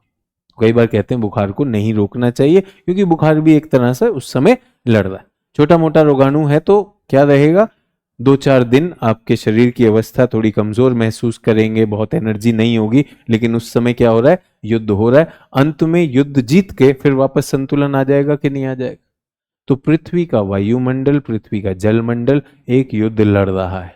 वो युद्ध है असंतुलित ऊष्मा बजट। कौन सा असंतुलित ऊष्मा बजट? अक्षांशीय। पृथ्वी के तौर पे तो हम चल ही रहे हैं, बट हाँ उसमें भी हमने गलती कर रखी है ना कुछ। क्या भर दिया हमने उसमें? Green house gases. तो हमने उस संतुलित वाले को तो धीमा कर दिया। धीमे की वजह से क्या हो गया? वो धीरे धीरे हमें, हमारे वायुमंडल को गर्म कर रहा है। लेकिन यहां पर क्या है? यहां पर तो निश्चित इंबैलेंस है। एक गर्म पेटी और एक ठंडी पेटी है, उनमें संपर्क है। और संपर्क किसका है? तरल चीजें ही चल सकती, ठोस तो चल नहीं सकती थी। तो तरल क्या है हमारी पृथ्वी पर? वायु और जल दोनों चल रहे हैं। क्लियर हो गया? ये अगर आपको समझ में आ गया तो बहुत सारी चीजें आप अपने उससे कर सकते हैं। कई बार ये प्रश्न आता है कि पृथ्वी की सतह पर तापमान क्यों अलग अलग है? क्या हमने इस पे बात की है? सूर्य तप लघु तरंगों से पृथ्वी की ओर आने वाला सौर विकिरण होता है। अब तो विकिरण समझ गए सभी लोग। लघु तरंग क्या होती है? शॉर्ट वेव, बट फ्रीक्वेंसी ज्यादा है। अगर तरंग लघु है तो फ्रीक्वेंसी क्या हो जाती है? ज्यादा। और फ्रीक्वेंसी ज्यादा का मतलब एनर्जी ज्यादा, तो ये भेदती हुई चली जाएगी। पृथ्वी की सतह का ऊर्जा का प्रमुख स्रोत क्या है? सूर्य तप। और सतह गर्म होगी। वायुमंडल को ऊर्जा कौन देता है? सूर्य नहीं देता है, पार्थिव विकिरण देता है। तो आपकी पृथ्वी ही अगर समान रूप से गर्म नहीं है तो 40 डिग्री तक तो वो वायु को गर्म कर रही है, लेकिन 40 डिग्री के परे चालन से क्या हो रही है? वायु क्या हो रही है? ठंडी हो रही है। तो एक जगह वायु ठंडी हो रही है, एक जगह वायु गर्म हो रही है। तो मुझे बताइए, एक जगह उच्च दाब होता जा रहा है, एक जगह निम्न दाब होता जा रहा है। निम्न दाब उच्च दाब में अंतर हुआ तो हवाएं चलेंगी। हवाएं किस लिए चल रही हैं? सिर्फ इसको संतुलन करने के लिए। ठीक है। और तापमान सब जगह बराबर क्यों नहीं है? अक्षांश। अक्षांश कैसे रोल करता है? लंबवत और तिरछा। ये किसी ने क्लास में पूछा था ना, लंबवत और तिरछा, तब भी बताया था। ये अभी भी आप देख सकते हैं। लंबवत आएगा तो सारी ऊष्मा इसी बॉक्स में आएगी, और तिरछी आएगी तो सरफेस एरिया भी बढ़ जाएगा, कम ऊष्मा आएगी। लंबवत और तिरछी सूर्य से हमेशा सीधी ही आती हैं, लेकिन यहां पर इससे लंबवत कोण हो जाता है। स्थल और जल की विषमता भी होती है। क्या जल और स्थल समान रूप से गर्म होते हैं? स्थल तेजी से गर्म होता है और तेजी से ठंडा होता है। तो यह भी फर्क कर देगा कि नहीं कर देगा? तो आप सोचिए, एक है अफ्रीका महाद्वीप और एक है उसके साथ अटलांटिक महासागर। किसमें ऊर्जा के अलग अंतर आ जाएगा कि नहीं? अफ्रीका महाद्वीप बहुत ज्यादा गर्म हो जाएगा, अटलांटिक थोड़ा ही होगा। तो उसमें ऊष्मा हस्तांतरण कम करना पड़ेगा, लेकिन महाद्वीप पर ज्यादा करना। तो महाद्वीप पर कैसी हवाएं चलेंगी? तेज हवाएं चल सकती, तेज आंधियां आ सकती हैं। तो ये बहुत सारी चीजें जिनको हम आगे भी देखेंगे। उच्चावच से भी फर्क पड़ता है। ह्रास दर हमने देखा, ऊंचाई के साथ क्या हो जाता है? तापमान गिरने लगता है। तो आपकी ऊंचाई या आपका जो नीचे का क्षेत्र है वो स्थलीय है, जलीय है, वो भी एक स्थान के तापमान को अंतर करेगा कि नहीं करेगा? तो आपका अक्षांश जो आपतन कोण से निर्धारित करता है, आपकी सतह जलीय है या स्थलीय है वो निर्धारित करती है। साथ ही साथ में आपके यहां पर ऊंचाई क्या है, ये इन सब को ध्यान में रखते हुए फिर पवनें और जलधाराएं क्या करेंगी? इनमें बैलेंस लाएंगी। उसके अलावा माइनर पॉइंट हो सकते हैं, जैसे वनस्पति आवरण। आप सोचिए, सूर्य का तप चल रहा है और रेतीली भूमि है और एक पेड़ों से आच्छादित भूमि है। कहां पर भूमि ज्यादा गर्म होगी? रेतीली। तो क्या यह भी कर सकता है लेकिन ये छोटे स्केल पर करेगा, इसलिए ये भी कारक है। तो कई बार हमसे मेंस में तो नहीं पूछता है, बट प्रीलिम्स में वाक्य ऐसे बना देता है कि इस क्षेत्र में तापमान ज्यादा क्यों होगा, इसमें कम क्यों होगा, या निम्नलिखित में से कौन सा कारक पृथ्वी के वायुमंडल के तापमान को प्रभावित करता है, नहीं करता। उसमें बोल देगा घूर्णन, बोल देगा परिक्रमण, बोल देगा उच्चावच, बोलेगा अक्षांश, बोलेगा, समझ लेंगे। तो ये हमारे काम की चीज थी जो हमने कर ली। ऊष्मा बजट हो गया। जैसा कि वैज्ञानिक ये समझते हैं कि वैश्विक तापमान क्यों बढ़ रहा है, तो पृथ्वी के ऊष्मा बजट को उन्होंने नापना शुरू किया। उसका क्या करना शुरू किया? ऑडिट। ऑडिट का मतलब आय और व्यय। यही हमारा सीएजी करता है कि नहीं सरकारी। उसमें ऊष्मा ऊर्जा पृथ्वी पर अवशोषित होती है और इन दोनों की इक्वेशन क्या कहलाती है? ऊष्मा बजट। इसमें एक सौर स्थिरांक का कॉन्सेप्ट है, ये भी एनसीईआरटी में दिया। सौर स्थिरांक लिखेंगे, जल्दी से लिखिए। सौर स्थिरांक क्या होता है? Solar constant. सर आपतन कोण क्या होता है? बेटा अब हिंदी माध्यम से देने वाले हो, आपतन कोण तुमको नहीं पता तो दिक्कत है ना। जिस कोण पर सूर्य की किरण सतह पर आएगी उसे आपतन कोण कहते हैं। सिद्धार्थ सेन आपका नाम है और हिंदी से देने वाले हो। डगर थोड़ी कठिन है भाई, ठीक है। तो क्या है सौर स्थिरांक? तो पहले तो मैं बताता हूं सौर स्थिरांक का ये सिरदर्द पैदा कैसे हुआ। तो हमारे मौसम वैज्ञानिकों को क्या करना था? ऑडिट करना था। ऊर्जा इन्हें नापनी है ना, कितनी आएगी कितनी जाएगी। पहले समस्या समझिए, फिर आपको बहुत आसानी से समझ में आएगा कि क्या हुआ। तो ये हमारी पृथ्वी है, ठीक है, और ये हमारा वायुमंडल है, और ये हमारा सूर्य। तो मुझे सूर्य से अपनी आय पता करनी थी, ठीक है। और मैंने आपको उदाहरण दिया कि आपके पिताजी या आपके घर में कितनी आय आती है महीने की? 50,000 रुपए आता है, ठीक है। अब एक बात बताइए, एक महीने तो 50,000 आया, अगले महीने मालिक ने कहा इस बार प्रॉफिट नहीं हुआ, भाई बाद में दूंगा। 2 महीने तक आया नहीं, तीसरे महीने उसने कहा चलो पिछला जो बकाया वो भी पूरा करके दे रहा हूं। तीसरे महीने में उसने बकाया दे दिया। फिर चौथे पांचवें महीने में फिर अटक गया, इस बार 6 महीने तक नहीं आई। तो मुझे बताइए गणना और उस घर को चलाना मुश्किल हो जाएगा कि नहीं? क्योंकि आपका व्यय तो फिक्स है। व्यय तो आपका 50,000 आ रहा था कि नहीं आ रहा था? ऐसा बहुत से लोगों के साथ बहुत ही दर्दनाक तरीके से कोविड के काल में हुआ कि नहीं? कितने लोग कर्जदारी में चले गए, बहुत से लोगों की नौकरी चली गई, या नौकरी नहीं गई तो सैलरी आना बंद हो गया, सैलरी में कटौती हो गई, खर्चे तो थे और बीमारी में और भी हुए कि नहीं हुए? तो उनका सारा बजट बिगड़ गया। तो हमारे मौसम वैज्ञानिकों को बजट बनाना था। उन्होंने कहा यहां तो हम नाप लेंगे भाई कितना जा रहा है, व्यय तो हम बताएंगे, लेकिन आय तो पता होनी चाहिए कि नहीं होनी चाहिए? आय कहां से आती है? सारा स्रोत कौन है? सूर्य देवता को पूरे प्रेम के साथ, पूरे आदर के साथ बता रहा हूं कि सूर्य देवता से जो प्रकाश आ रहा है वो बदलता रहता है। सर क्यों बदलता रहता है?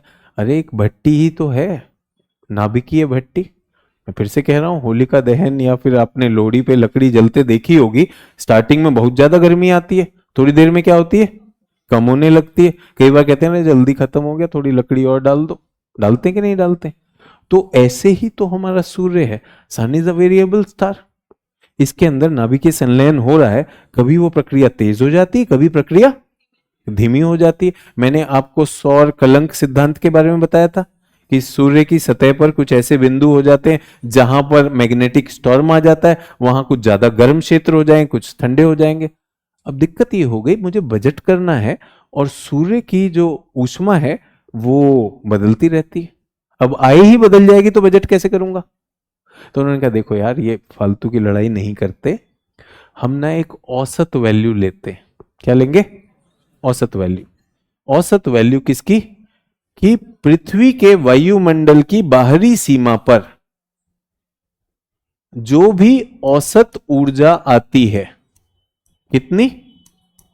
औसत ऊर्जा प्रति इकाई क्षेत्रफल प्रति इकाई समय, वो कहलाएगा सोलर कांस्टेंट या सौर स्थिरांक। अब तो परिभाषा देने की जरूरत नहीं है। अब जब एनसीईआरटी परिभाषा देती समझ में नहीं आता ये चाहता क्या है। तो समस्या समझ में आई। ऊष्मा आ रही थी, वो बदल बदल के आ रही थी। एक तो सूर्य जो है इनकी मर्जी है जितना भी होंगे। क्या आप जानते हैं कि ब्रह्मांड में भी तो गैलेक्टिक डस्ट हो सकती है कि नहीं हो सकती? कभी कभी ये डस्ट की मात्रा बढ़ जाएगी। सर क्यों बढ़ जाएगी? किसी भी कारण से बढ़ सकती है। सर ये तो फिर बादल से भी बढ़ सकती है। नहीं नहीं, बादल से नहीं। इसलिए हमने कहां पे चुना? वायुमंडल की बाहरी सीमा। तो वायुमंडल की बाहरी सीमा क्या होती है? जहां वायुमंडल लगभग खत्म हो गया। आयन मंडल कहां खत्म हो रहा था? 400 किलोमीटर के आसपास। ठीक है, तो उन्होंने अपनी मशीनें लगाई और 400 किलोमीटर ऊंचाई पे जाकर नापना शुरू किया। उन्होंने कहा एक औसत ले लेंगे, जो भी औसत हो गई ऊष्मा प्रति इकाई क्षेत्रफल प्रति इकाई समय कि इतने मिनट में इतने क्षेत्रफल में कितनी औसत ऊर्जा आती है, वो क्या कहलाएगा? सौर स्थिरांक। क्या किसी वर्ष में उससे ज्यादा आ सकती है? आ सकती। क्या किसी वर्ष में उससे कम आ सकती है? आ सकती। लेकिन गणना के लिए हम कौन सा यूज करेंगे? सौर स्थिरांक। इसकी वैल्यू फिक्स है 1.94 कैलोरी। कैलोरी किसकी यूनिट होती है? ऊष्मा की। प्रति वर्ग सेंटीमीटर ये किसकी यूनिट है? क्षेत्रफल की।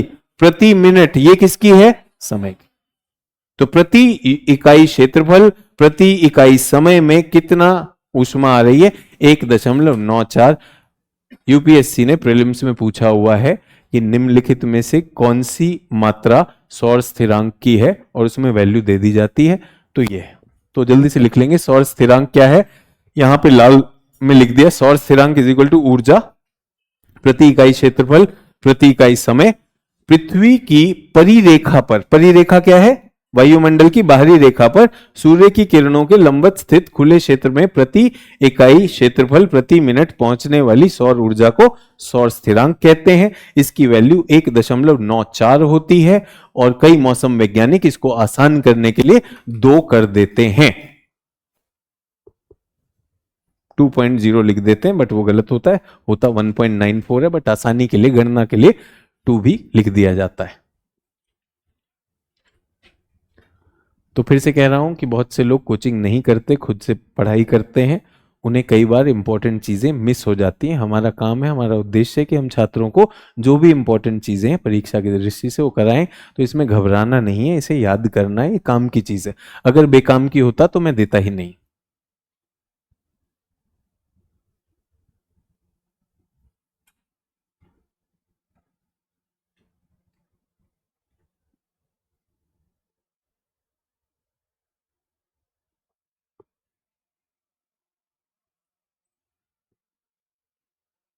लिख लिया सभी लोगों ने? वायुमंडल की बाहरी सीमा पर जितनी औसत ऊर्जा आती है प्रति इकाई प्रति समय, ऊर्जा की इकाई क्या होती? कैलोरी, क्षेत्रफल सेंटीमीटर स्क्वायर और समय मिनट में। सर सेकंड क्यों नहीं लिया? पकड़ो, जिसने लिया उसे मार देना, उसका सर फोड़ देना कि भाई सेकंड क्यों नहीं लिया। अब उसने लिया, मैंने मान लिया यार, पूरा सिद्धांत बताया।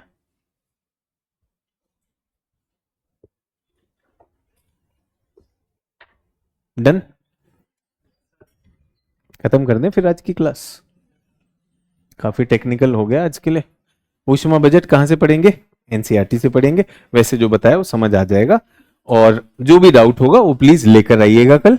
ठीक है, ऊष्मा बजट मुझसे समझ लेंगे तो जब आपको जलवायु परिवर्तन में वैश्विक तापन बताया जाएगा, वो सब चीजें जुड़ेंगी कि नहीं जुड़ेंगी? तो अलग अलग शिक्षक की भूमिका अलग अलग होती है, वो चीजें जुड़कर आपको पूरी चीजें दिखाई देंगी। ठीक है, चलिए बहुत बहुत धन्यवाद, कल मिलते हैं। बाय बाय, गुड नाइट, जय हिंद।